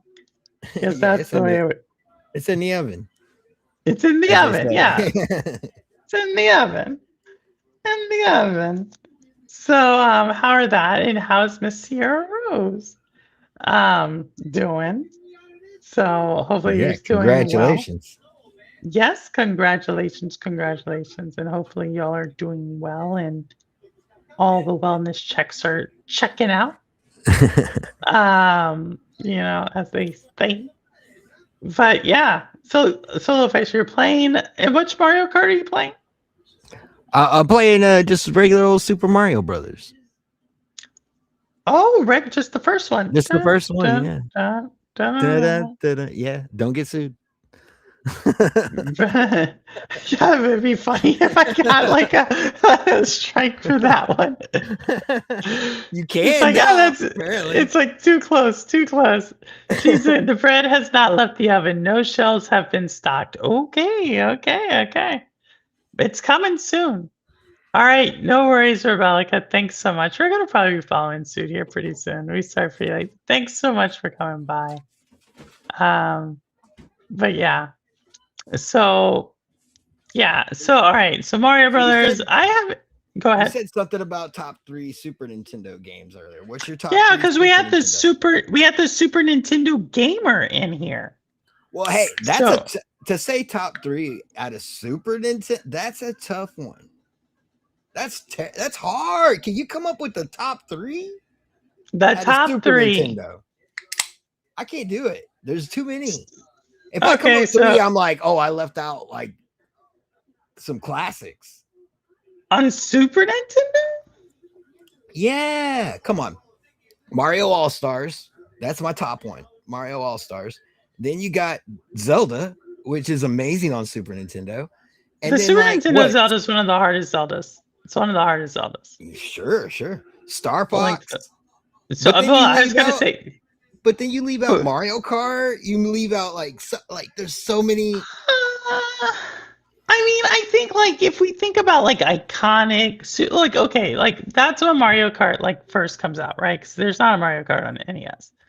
No, that's when they So first came out with because Doom was made like around Mario 3, so that's when they started being able to stretch out that background that way. I mean, I was curious what like I feel like so I never had Super Nintendo, right? So I know, but I beat Star Fox. But if you ask me like top 3 for like N64, I can give you that. Right on. Top 3 for Yeah, NES. yeah. I'd give you that. So I was like, why can't I give you a top 3 for Super Nintendo? You could, but you would feel bad because you would leave out. You'd be like, oh, I left out a bunch of games. Oh, look at Lenza Truth did it pretty easy. Mega Man X or Mega Man 10. Not sure which one. But Zelda, Link to the Past. Everyone has that one, it seems like, in Super Metroid. I'm just saying, I always, after I gave you my top 3, but it's still like, that doesn't feel right. It doesn't I feel mean, right when it comes to Super Nintendo. Donkey Kong. I remember Donkey Kong coming out on that one as well. That was when Donkey Kong was heating up. You know what I mean? Yeah, they tried Like- that like weird graphic style on it. It worked. Yeah. Yeah, it was kind of heating up there. I mean, I think Super Nintendo has a lot. Like I said, I had for some reason I had NES and I had N64. There was no Super Nintendo there. But I think I don't know. I mean that's the thing. You're saying there's too many. So if you have other ones you like in there, that's a respectable list too. Oh yeah. If I'm gonna emulate, like that's the one to start at. Like that to me, like you could start Nintendo or Atari. Like, dude, if you're gonna emulate, start with Super Nintendo. That's where all the fun stuff is. So SPG is saying Alcatrazar and Alcatrazar 2. What are these games? ActRaiser? ActRaiser, yeah. What is ActRaiser? It's like where you're like I believe that's the one where you're like a spaceship or something. Or Interesting. I might be. Oh no! Okay, you're like a god. Yeah, and you have to like, dude. I don't know. You got like the civilization you're trying to keep. Like it's like that was a crazy game because you could come down to Earth and then go on adventures with your little character. Like you had a sword and I don't know. It's a hard one to explain, but I know the game. yeah, that sounds like a hard one to explain. You're like a god and you're like doing this stuff, but you can play with the people. It's a Square Enix game. Yeah. Interesting. ActRaiser 2, Soul Blazer, Illusion of Game. I'm just looking at all the games this company made. Interesting. All right. Well, there you go, SPG. Yeah, I'll read the description on Steam is it combines 2D platforming action with city building simulation in the ultimate battle between good and evil. Oh my goodness. So that's an interesting combination. So you have platforming with city building. Yeah. And this is back in the Super Nintendo days. So like you gotta, you really gotta be good with your city building then, because that's like city builder on a controller, a Super Nintendo controller, nonetheless. Yeah. Imagine what the menu looked like. Oh. Yeah, I'm trying to figure out like what they were like. It's like I'm just thinking I'm trying to think of what they were thinking. Like they're like, because city builders at this time weren't like this is pre-Sims. Yeah, This is pre-Sims 2000. This is pre-Sims 2000. So when you're saying a city builder in 1992, 93? Well, I mean, when did Sims come out for Super Nintendo? Or SimCity? SimCity came out on Super Nintendo? Yeah. 1991. Oh my goodness. Super Nintendo was crazy. But for still, home console. but still, like, but to still say to make a game. When did this game come out? When did ActRaiser come out? I think it came out in 91. Let me see. That's what I'm saying. Like, city builders wasn't even like a genre. Like established, yeah, for sure. So for them to be like, okay, so you can get me on the platforming, all right? That was established genre at this time. But to say like a platformer and a city, I mean, it's a daring combo. Yeah. It's a very impressive for its time. It sounds very impressive for today. I like the herbs better than Sims. The herbs? Is this really a game? Is this really a game, Ron? It sounds like I'm gonna. Do I want that in my Google history? There's actually a game called The Herbs Sim in the It City. is. Wow, this looks cool. Something tells me Ron just made this up, and it's actually a game. Ron, because like Ron says like the most random thing. Random. And then he just like says this, and it's like, oh no, there's actually a game called I'll give Ron this. Everywhere I've seen him post, Discord, YouTube, everywhere, like it's random but factual. Hey, there's so many games out there. But that's the thing, like, I feel like talking about games early 90s, I mean, you're kind of like, we were getting used to computers. We were getting used, like, that's a very transitional time frame. Yeah. Because you're going from, like, educational games to, like, games for entertainment. You're going from... Nintendo kind of always seen themselves that way. Like this weird hybrid. Like if you think about their Famicom console, like it had mouse, keyboard, like so did the Super Nintendo. I don't think the Nintendo did, but the Nintendo had like the trackpad, had the gun that a lot of peripherals. Had the gun that I still don't quite understand how it works. I get it, y'all. We've went through this. I just don't understand. It's magic. There's a little there's a little tiny Mario gnome inside the gun that jumps out into your TV and then back into the gun. I still think it's crazy. I still think it's crazy how that technology. I still think, how don't we have this technology, more of this technology? Like, I don't understand. Like, you know what I mean? Out of all, like, I feel like we could do so much more if we had peripherals. Yeah. You know what I mean? Mm-hmm. Like, if you think about the games that have peripherals or accessories to it, like the Rock Band. Like, right, Rock Band had it, and you see, like, it did really well. But why don't we have more of this in video games? I don't know. I mean, think about the R&D that goes into that, though. We already know how. Like, they made the duck hunt gun. We already have the technology, Lo-Fi. Yeah, you know what? All this Call of Duty. Why don't I have a gun? Give me a gun. That's what I'm saying. Like, why can't we have, like? I just feel like there should be a way. Could you imagine me with my Call of Duty gun running around my neighborhood showing off my cool peripheral? I just think it'd be kind of cool. Like, I don't know why we don't have this in space games and so let's see what SPC said. So there'd be these NPCs that they would pray to you in the overall menu screen. That seems odd. And you would try to help them. Hopefully, you could create rain to grow stuff, or you could create heat to evaporate swamps. That's like serious city building. Hey, though, you know what? That's exactly Cult of Lamb. That's when he said the initial part. I was like, oh, that's what you do. But in Cult of Lamb, you can make it rain and dry things up.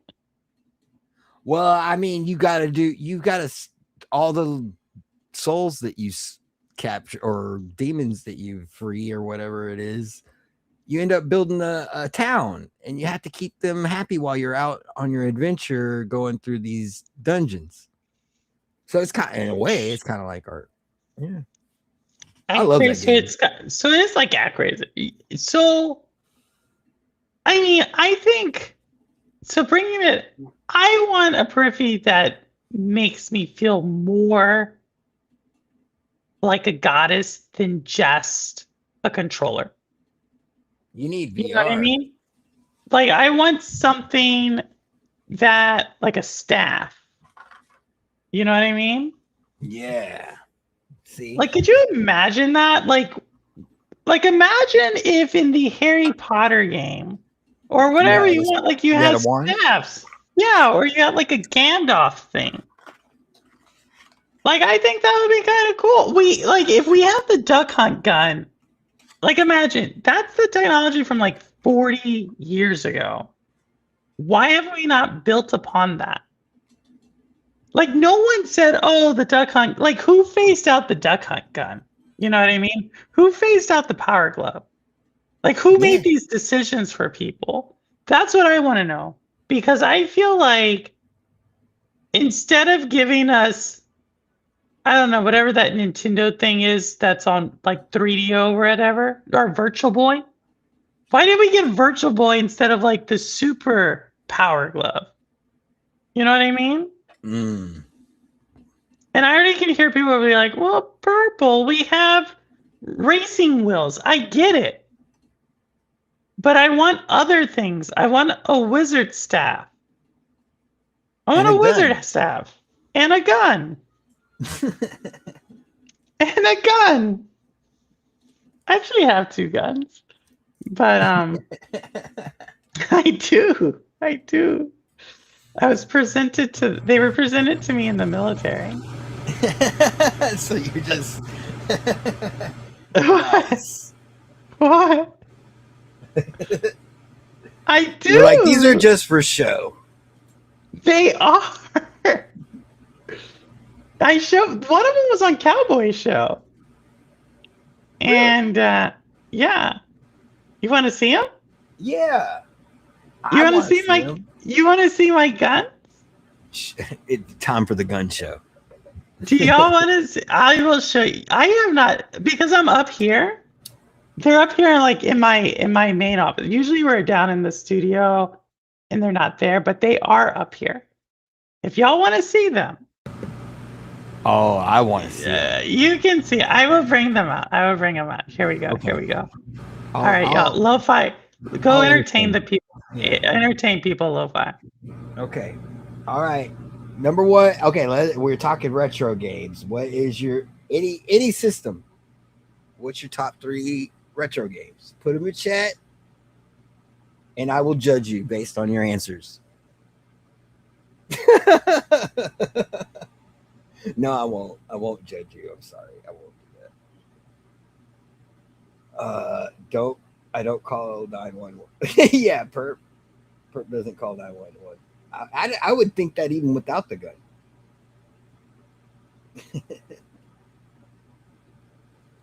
Take the peripheral to school for yeah. Show, that's a thing. It like trading cards, you could hi. Hey, what's up? That's the thing, like kids trade Pokemon cards. You could trade peripherals. This is a terrible idea, guys. I don't know why I'm going down that road. But, yeah. Okay, so let's see. My top 3 for Super Nintendo was all the Mario games. I cheated. All the Mario games. Zelda, of course, like lame. Star Fox. Y'all can do better than that, right? Consoles or games. Either one. What's your favorite? What do you like? What's your favorite console? What was your favorite games?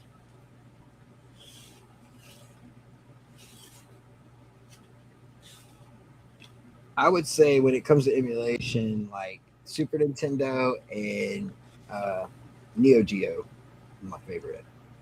But what you got, Perp? Perp's all excited. So this is the first one. This is the one I was on Cowboy Show. So just so y'all see, like it is presented. Ooh. And this is what they call.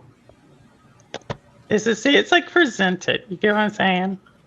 Like, Yeah. it's presented to me, right? So this is a Smith and Wesson 1917. That's what they call it. And it shoots a 38 caliber. Oh, that's a cannon. Yeah. So that's that one. All right. It's actually a real gun. Dirty Harry. Oh wait, no. Yeah, He had a 45, right?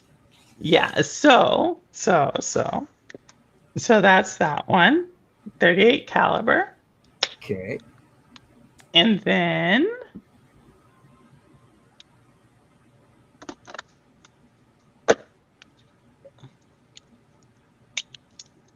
this is a 45. This is a 45. Wow. It's actual 45.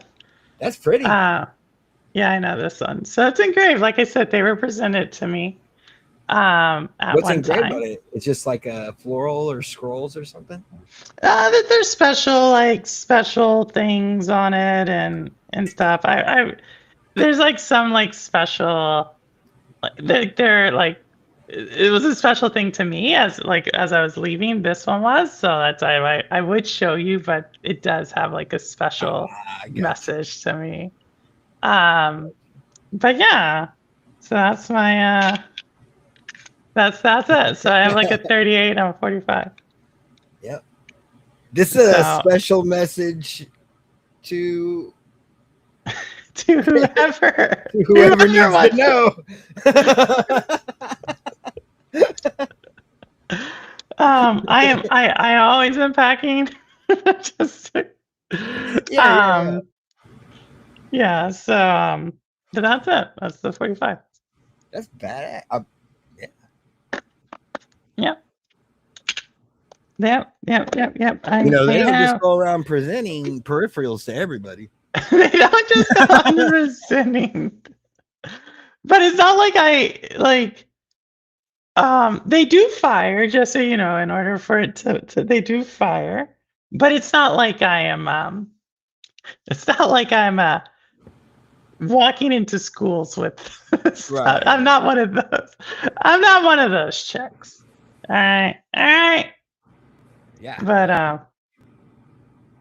But yeah, so those are the two. Those are the two stuff I have. They're more memorabilia. Like I have like a whole like wall over there of like my past life, my past lives, I should say.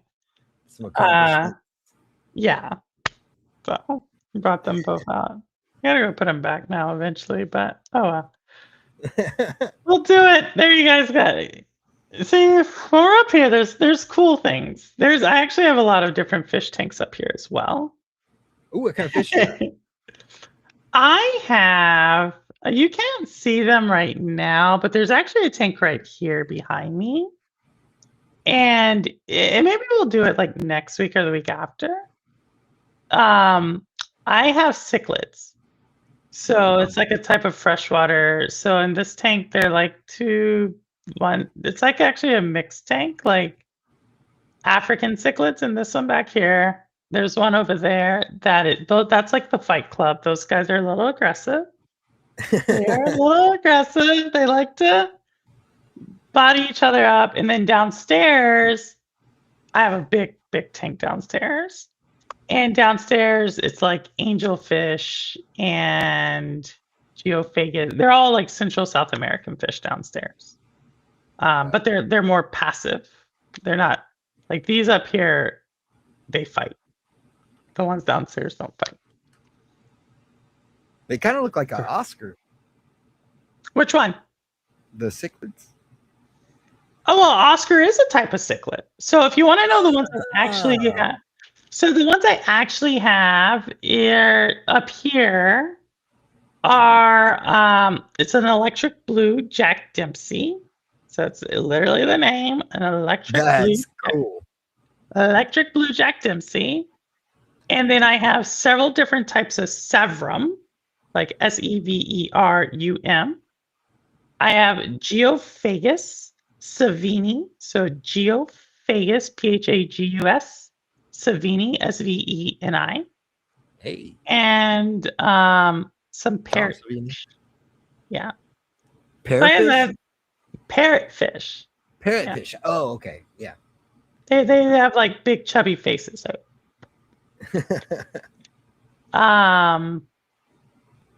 Those are mainly, and then some rainbow fish. I don't know. Maybe one day I'll do like a tank tour. Yeah, that'd be cool. I think I will. Like, got quite a bit of like going on there.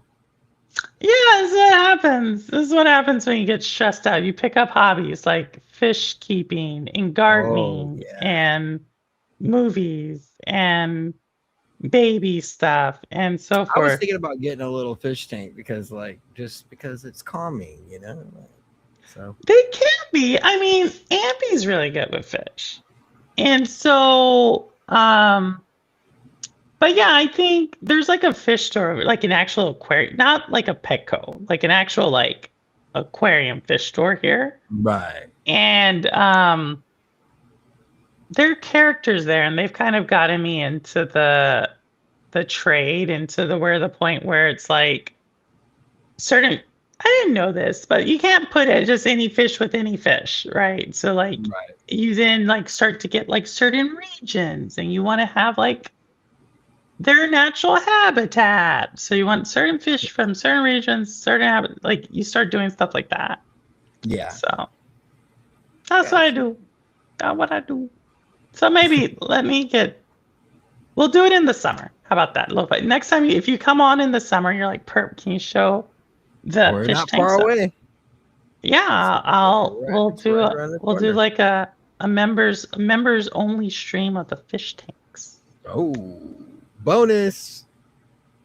But yeah, that's a what do they call that? Which one? When the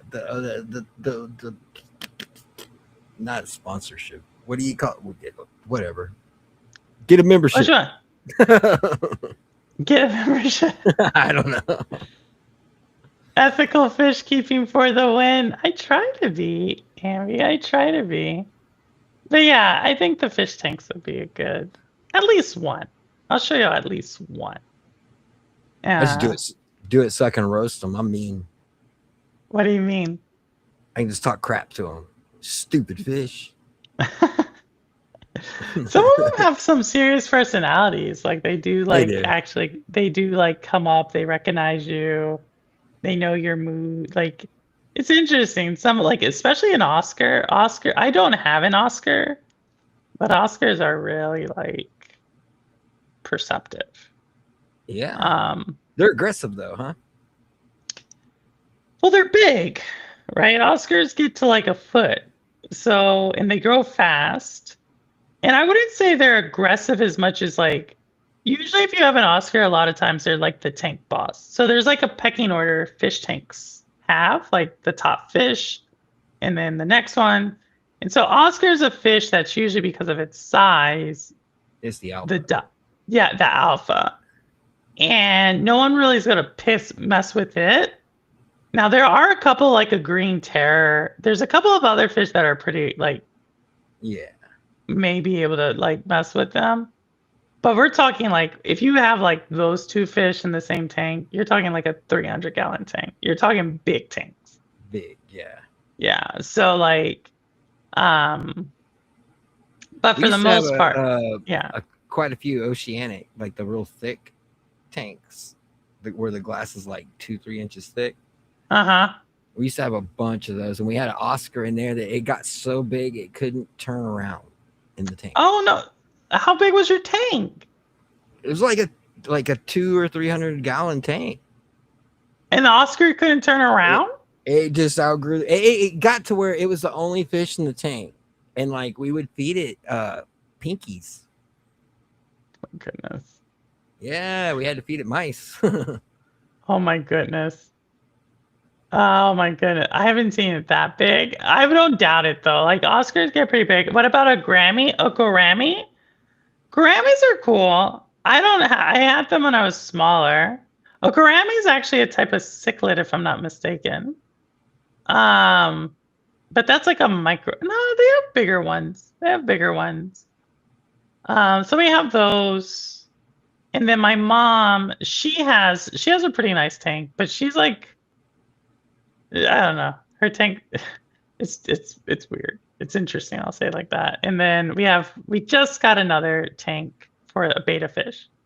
So I took my mom to the fish store, and she felt really bad for this one beta fish, so we ended up getting its own tank. So, Hey. so if you come to our house, you'll see all these fish tanks. Have you ever played that game? You probably never played it. It was on Dreamcast, Seaman. It was like this weird human hybrid fish. It had a human face to it, and you would like take care of the fish. It was the whole point of the game. Oh my goodness! And it would evolve to having legs, and that's kind of weird. That's kind of weird. I would say like my biggest thing is like it's water parameters, like trying to make sure the water is like. It's kind of like a full-time. It's not a full-time job, but you got to monitor it. You got to monitor it. Yeah, like depending on which tank. And then some of the fish aren't as strong as some of the other, like immune system-wise, because people just breed them a lot, and so they don't have a strong immune system. And then some fish are like super resilient.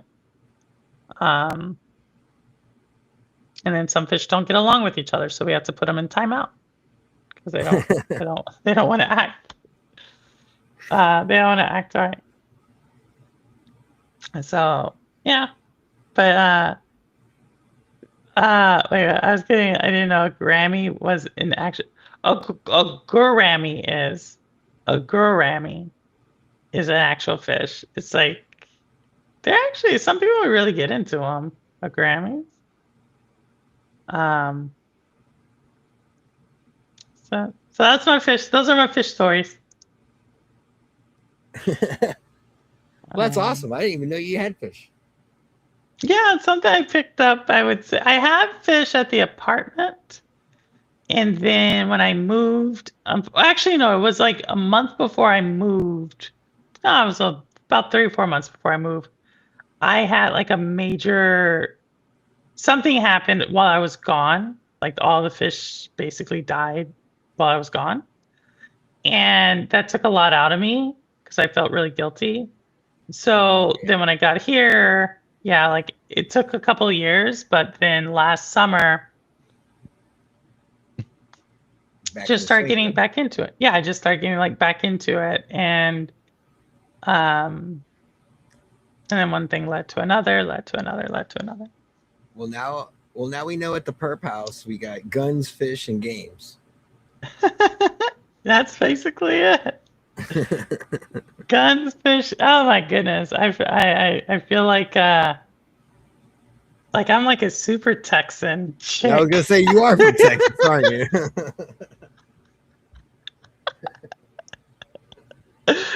There you go. That's the proof right there.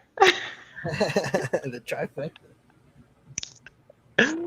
Oh my goodness. Oh my goodness. I feel like and the guy I date drives a F-250. In New York? He has an F-250 10-inch lift.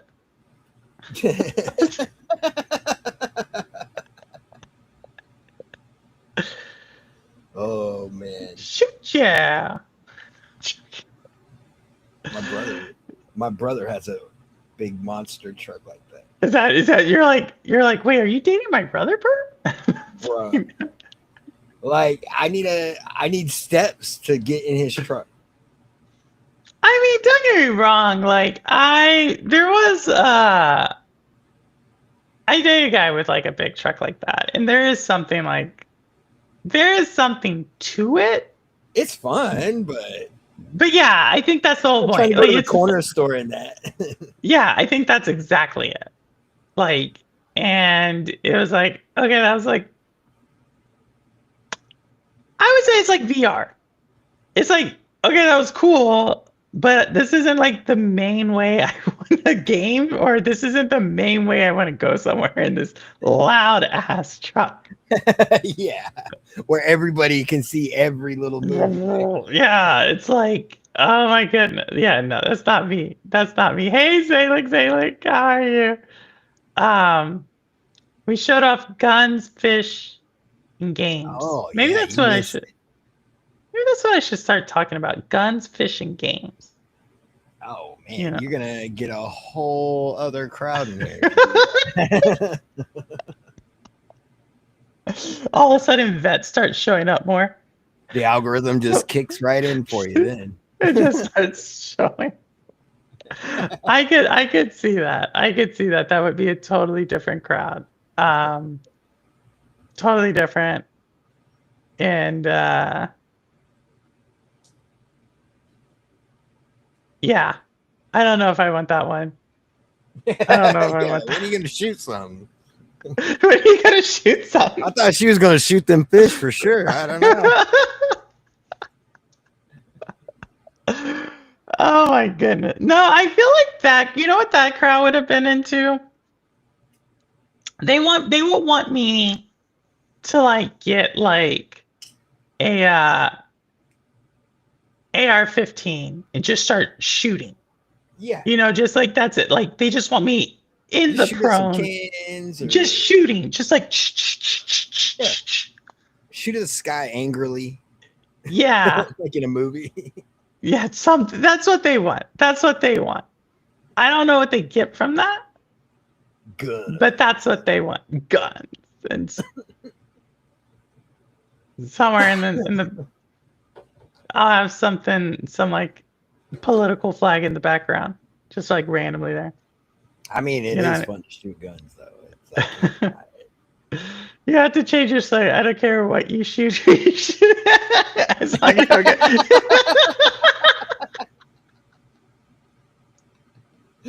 Oh my goodness. Oh you my watch out, Prep. They're gonna start trying to run you for president.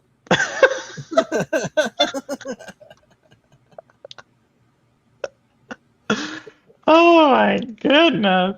Oh my goodness. I bet you I could win an election. I could win one. I couldn't win them all. Oh my goodness. Oh my goodness. I maybe have a persona. I should have a persona like that.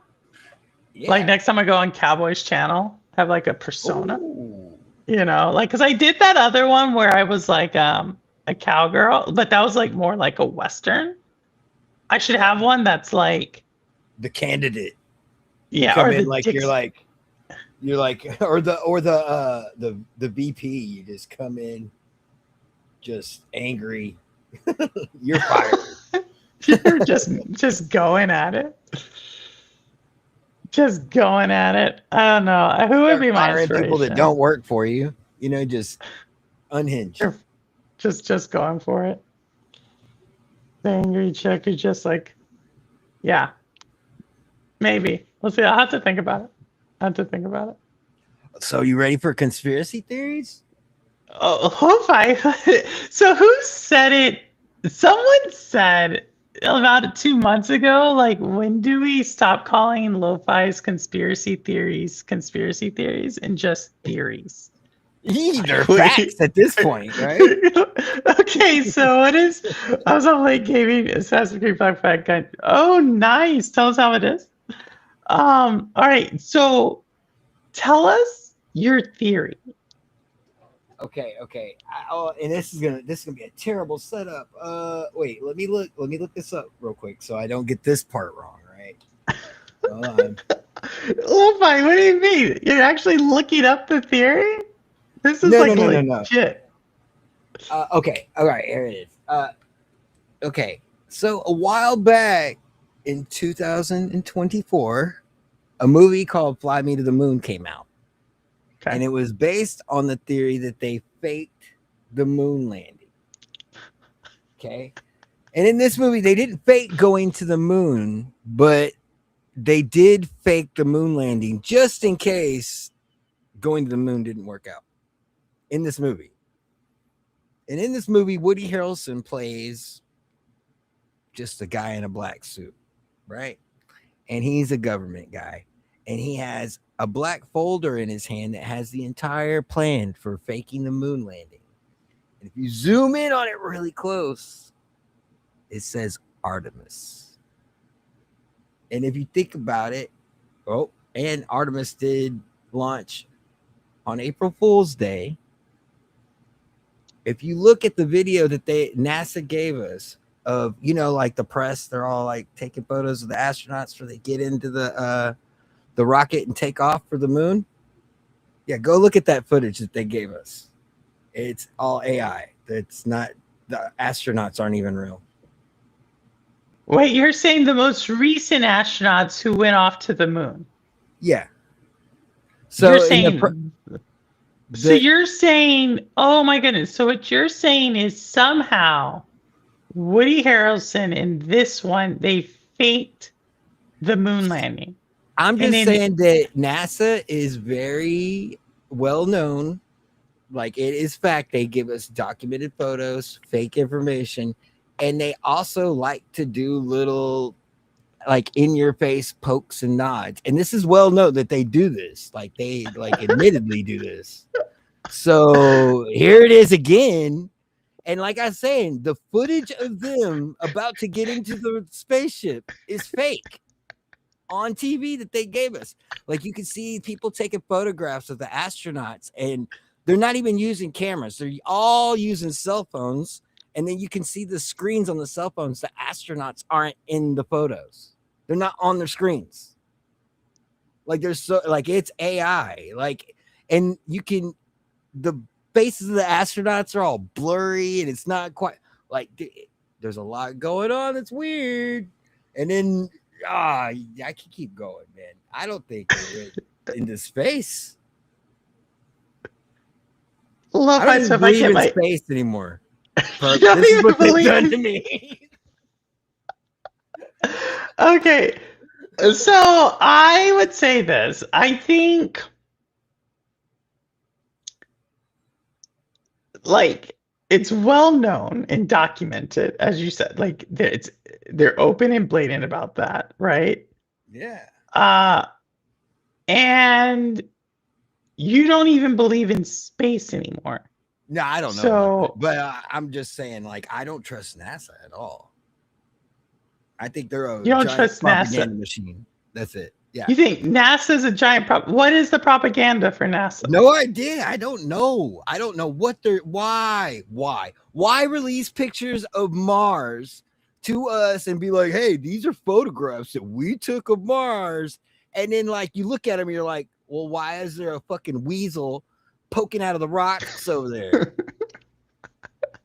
Mars don't have weasels. Mars don't have weasels. So you saw pictures of Mars and there was a weasel. Yeah, there's actually. There we are. Wait, did you just get taken off NASA? Bro, Volunteer and NASA are attacking me right now.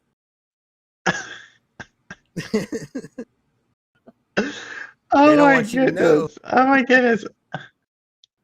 I feel like the street, I feel they are Martian weasels. They could be Martian weasels. Lo-fi. Oh my god. Yeah, Did NASA put out a hit? I think they are. I think Lo-fi's about to. They're gonna take down the channel. Y'all thought Nintendo was bad. You start talking about NASA. They take down the whole channel. They don't even do a warning. They come out and just like take it down. Yeah, You know what I could see They are also? I getting could good at also this. see just randomly, like random people start coming into the chat. Just random people, like all of a sudden, like supporting. Like, I could see this happening.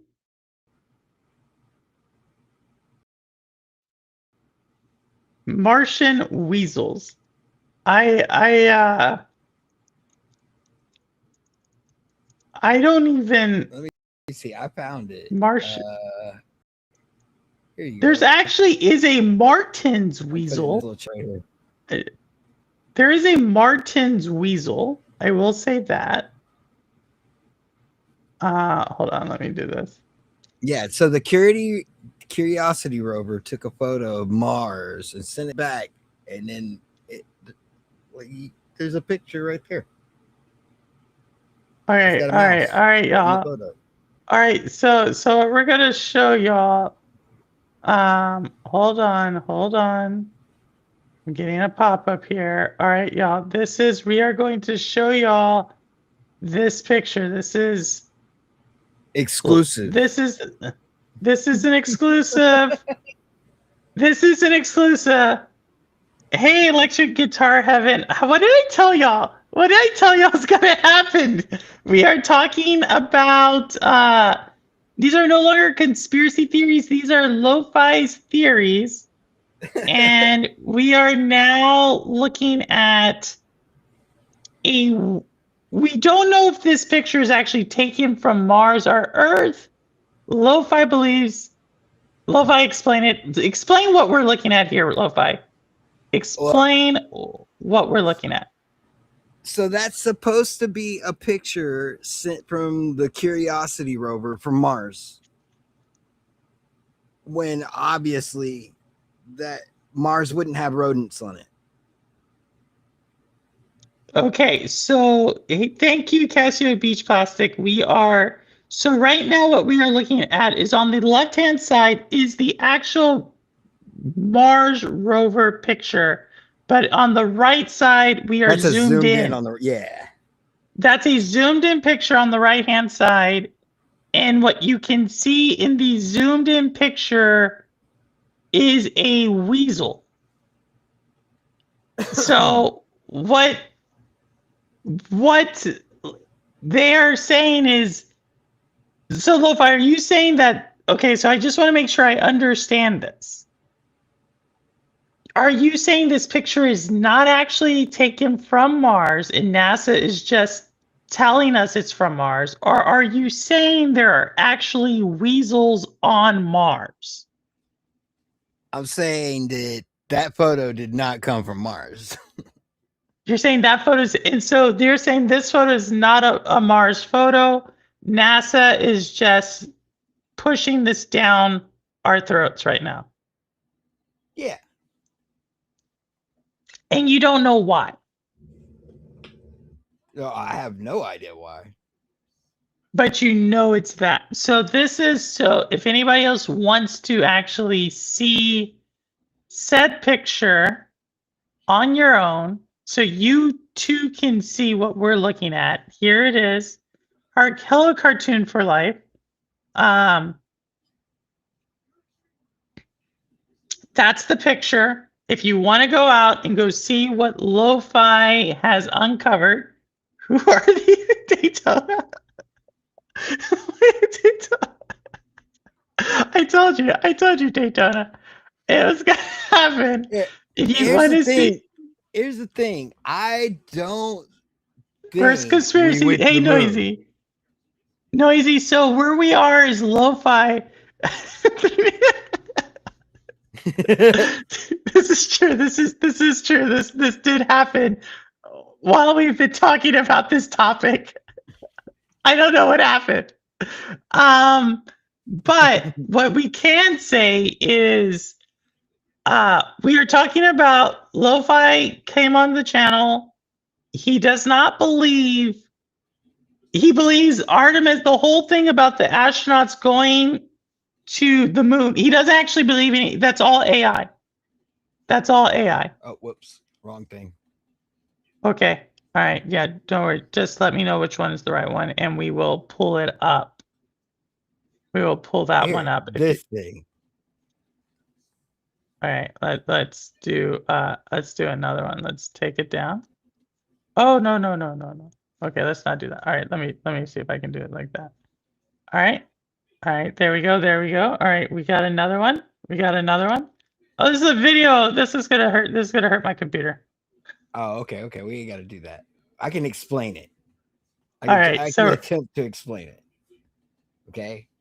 Okay. So, like, you know how, like, from school, you know, you're used to seeing the sun at the center of our little solar system, right? And then you got the little rings, the planets go around that, right?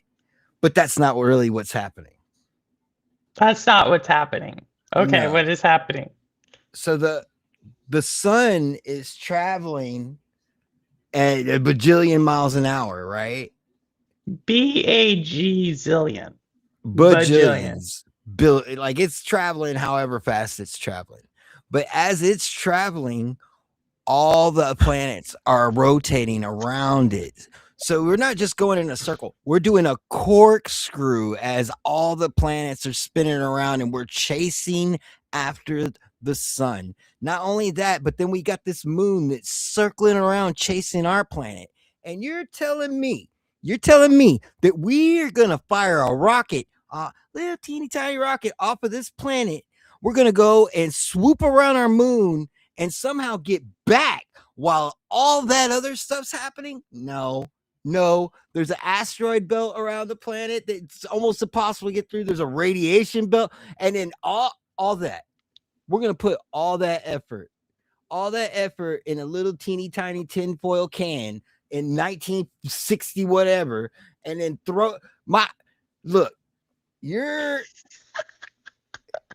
they are lying to you. Okay, so there you go. So I loved how you summed that up at the end. You're like, too much to compute. They are lying to explode.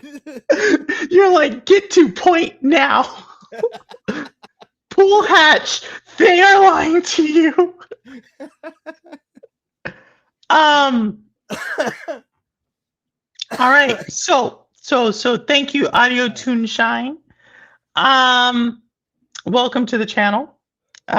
We are talking about space and space travel, and potentially there is a major. Would you say this isn't a cover up though, right? You're not saying this is a cover up, but you are saying. I'm just saying it's a lie. It's just a lie. Like, I mean, what do we do? Why? What? Like, we don't even know what's in the ocean. We barely understand. Like, what are we doing here? Why? You're telling we're just gonna take $1 million, evaporate it, millions, and just into the abyss? That, like, no, dude. There's no way. There's no way. I refuse to believe this reality. How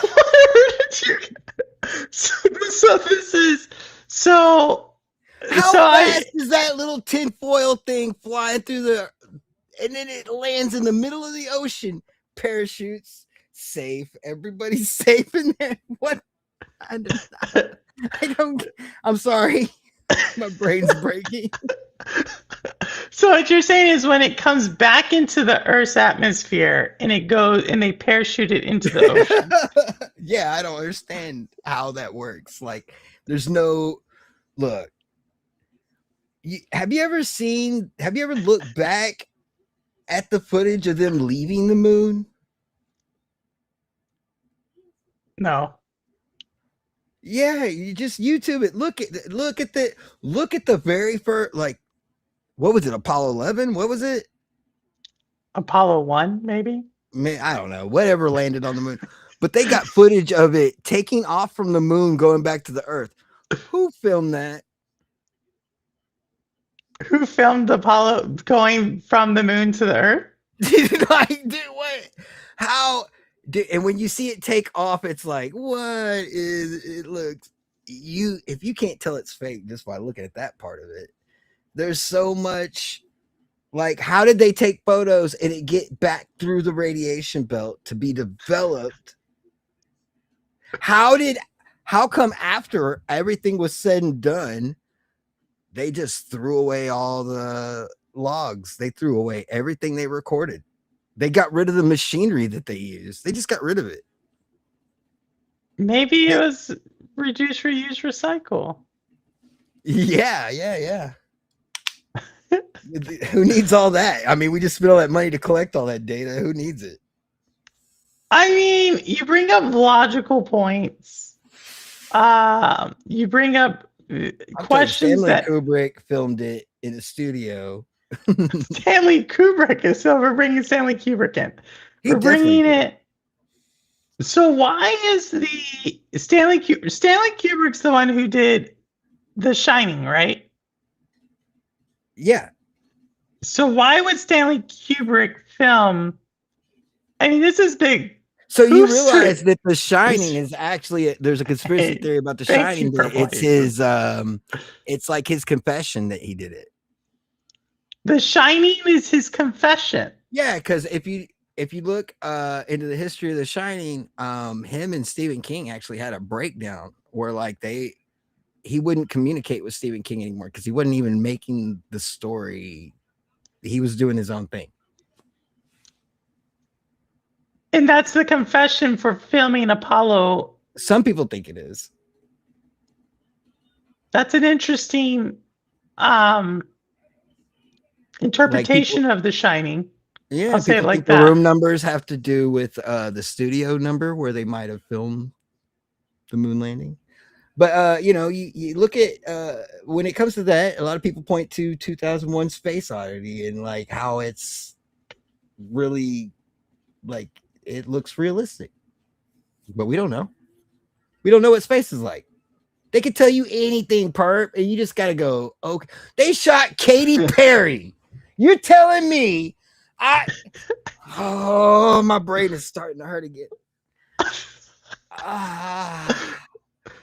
So you don't believe Katy Perry went to space? Oh no. Why would they? Low orbit, right? Like that's what they did with them, right? Just enough to get their brain shook up and then bring them back. I think maybe they did that. Just a little bit. Just low orbit, yeah, like right outside of the atmosphere, like not much. Like bottle rocket stuff. Like just enough to make you believe.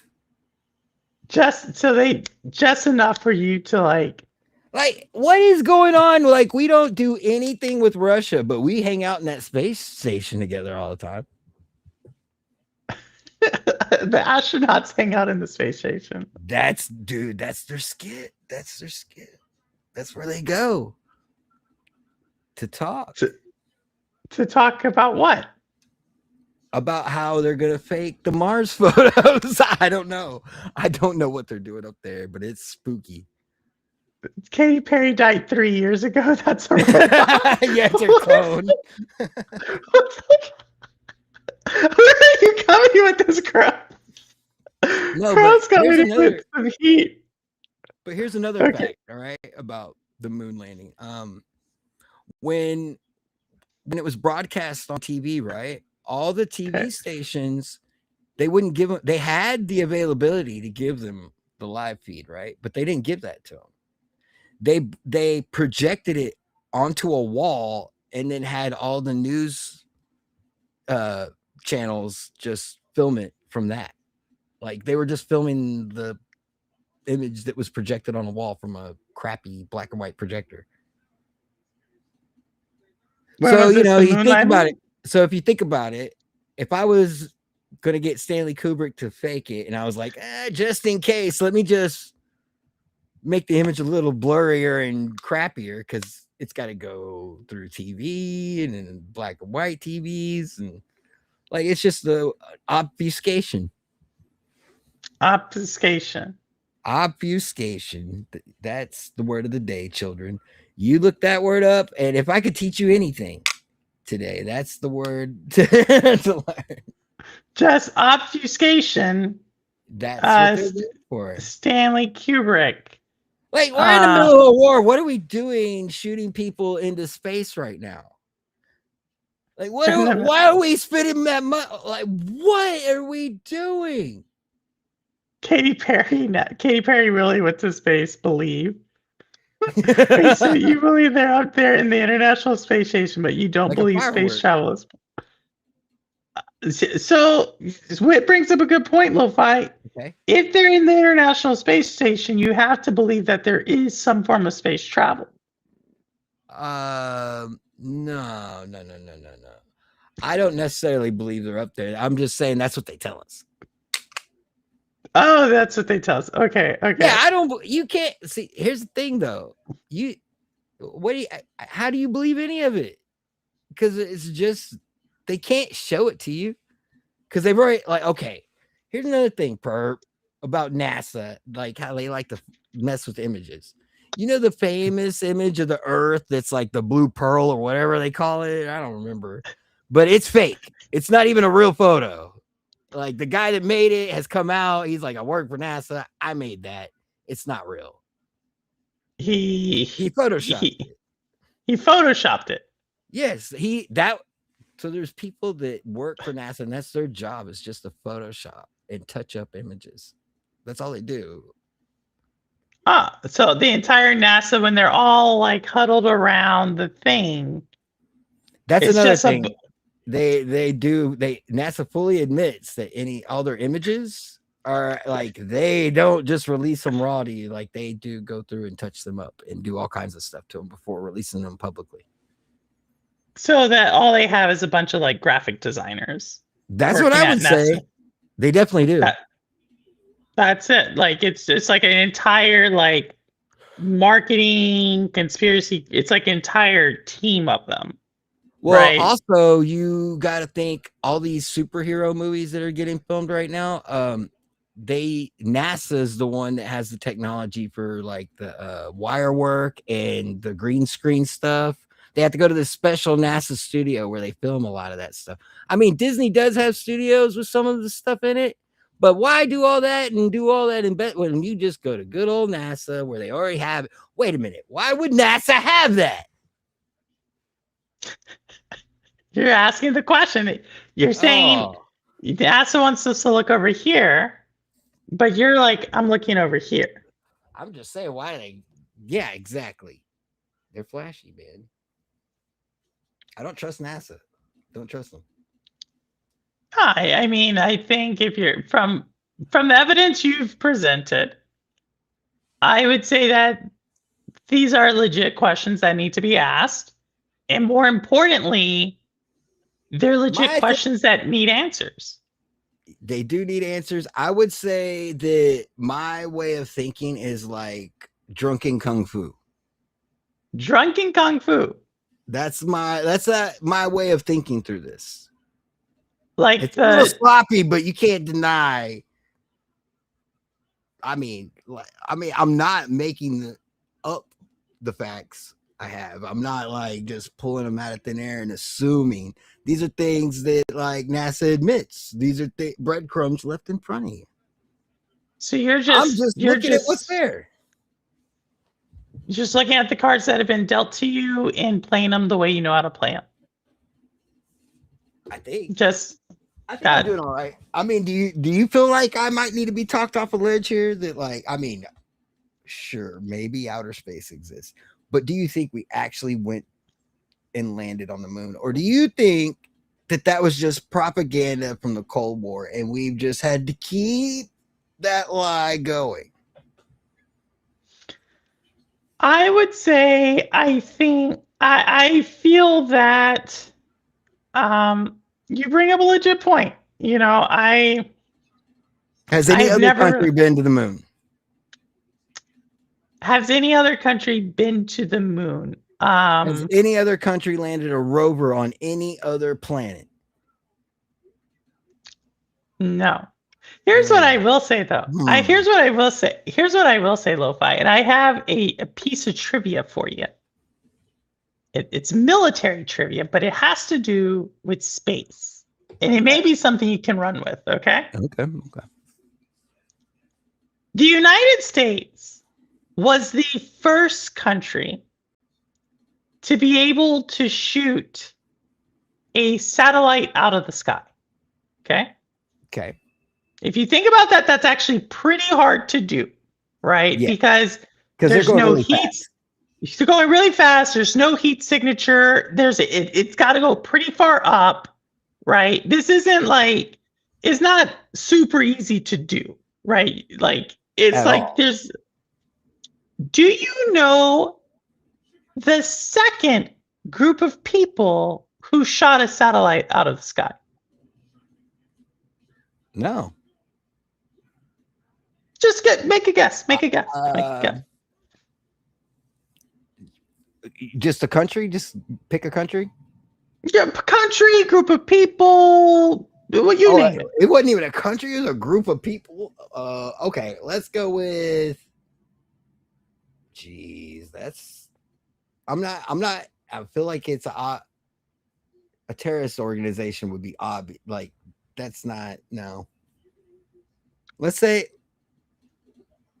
Oof. I want to say one that would just be fun, but I'm not gonna say that. That'll get us in trouble. I don't know. Iran. What? Who? Iran. It was not Iran. It was not Iran. I'm just picking them. But they were in the news. They have been in the news recently. It's a group that actually runs Yemen called the Houthis. Houthis. The Houthis were the second group of people to shoot a satellite out of the sky. Wow, that's impressive. It's impressive. So, like, when you talk about like what's real, what's not, it's almost like, and I'm not going to get, I'm not going to go as down the theory train as you. But if you think about the Houthis and how they're presented here, oh yeah, they're like, right, and then you actually you start to realize like what they've been able to do, or like any other country, or like just this thing. Like, I would say the propaganda machine in this country is crazy, because just what you, at least for me, with this war going on, I've dug into Iran a little bit more, and like, that's whatever they presented to us about Iran is not real. It's like complete fabrication. I mean, there's some truth there, but whoa, like, I don't know. Whoa. It's just blown my mind. Yeah. And Daytona says, how did they get that technology? They developed it. They're smart. Yeah. Like, I don't think people realize how smart some of these, either two things, both of these can be true at the same time, which is, we either in the Western world think we're smarter than we actually are. Like, we're so much farther ahead.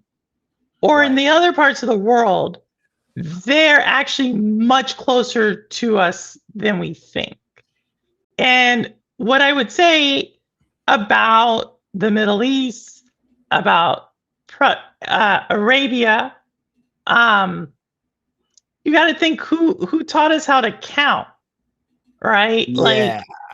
Like where does all algebra? Where does numbers come from? Where do numbers come? Like, they're right. There's a reason why they're called Roman numerals, and like, they figure, like, so, like, if they were that much further ahead, or vaccines. Now, we can go both ways in vaccines, right?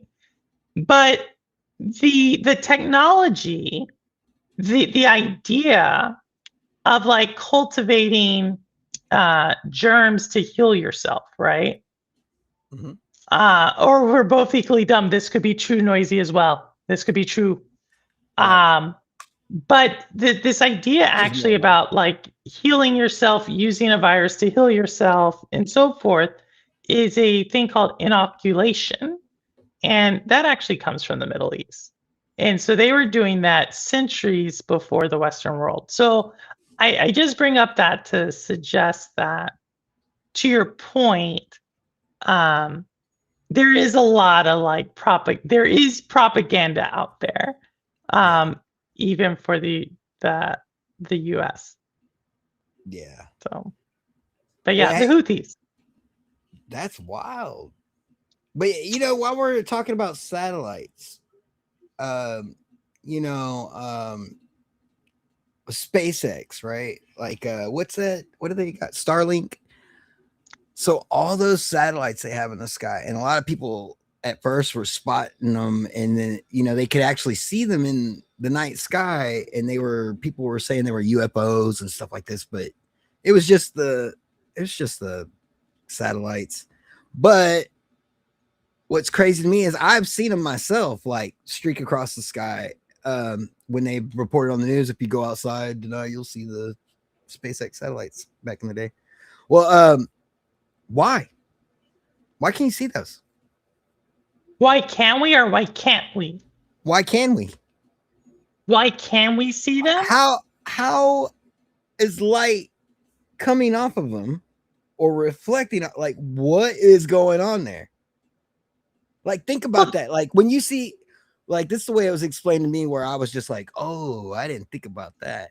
When you see an airplane in the sky and it's really, really far away, how bright are those lights? And then think about that satellite way further away than that. Why? Like, something with those aren't adding up to me either. So what you're saying is, like, if I'm looking at an airplane in the sky during, you see little flashing lights. You see a little flashing light because it has like its little lights tell us. And imagine it's really far away. It's teeny tiny in the sky, but you can still see a little bit of the light flashing off. A little bit of just going. And you're saying, why can we see that light? Why can we? Well, if I can see that, and you can imagine what it's like, why would I be able to see the light off of a satellite that is way further away than that airplane? No matter how tiny that airplane is, the satellite's got to be way further away. How are people seeing the lights coming off of them or reflect? Like, something's going on with Starlink satellites. They've got a little something extra happening. They ton of noisy. I mean, I'm gonna have to look into. The reason I felt like you can see satellites at night. You look tired. Hey, Jack, how are you? The reason I think you can see the lights is because it's at night, right? And so what I would have thought is, like, what you're actually looking at is like some kind of like reflection from them. But to your point, this is a really small thing. Like, you're looking at something miles away. It should be unperceivable. Like, you're right. You're saying this is like literally like our eyesight. It's so bright that people are like, it's right there. Like I remember seeing them, and it's like it didn't. Like, when I was talking to somebody and they were telling me to imagine the airplane thing, that's when I was like, wait a minute. This doesn't make, like, it did. I don't know. It didn't. The world's a crazy place. The world's a crazy place. The world is a crazy place. Oh my goodness.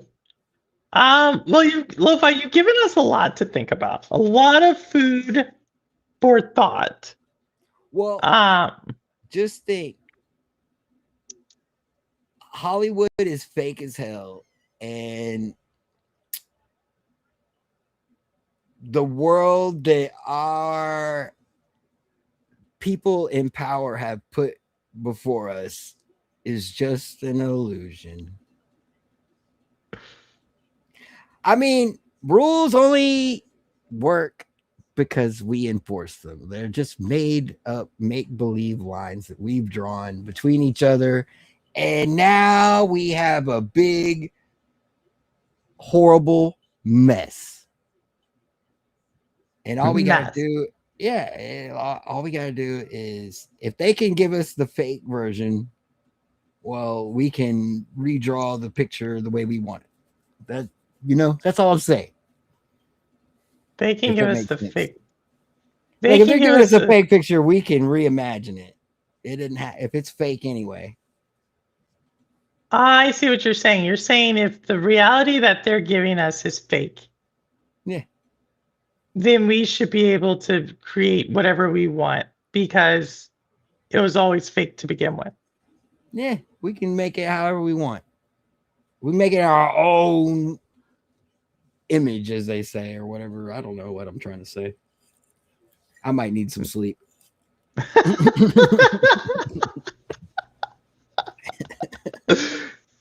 Oh, there you go. Well, there we go. Well, Lo-Fi, we could definitely. I mean, it is late. It is late. Thank you for coming on. I am gonna definitely. I'll bring Go you more ahead. next week. Yeah, I'll Bring more next week. trust me. These are kid gloves right now. These are kitty gloves. These are. You're like I've only told you the true stuff. Like, I mean, we can get into some CIA documents next week. Lo-Fi, I will probably get the channel taken down, and I will disappear. I will disappear.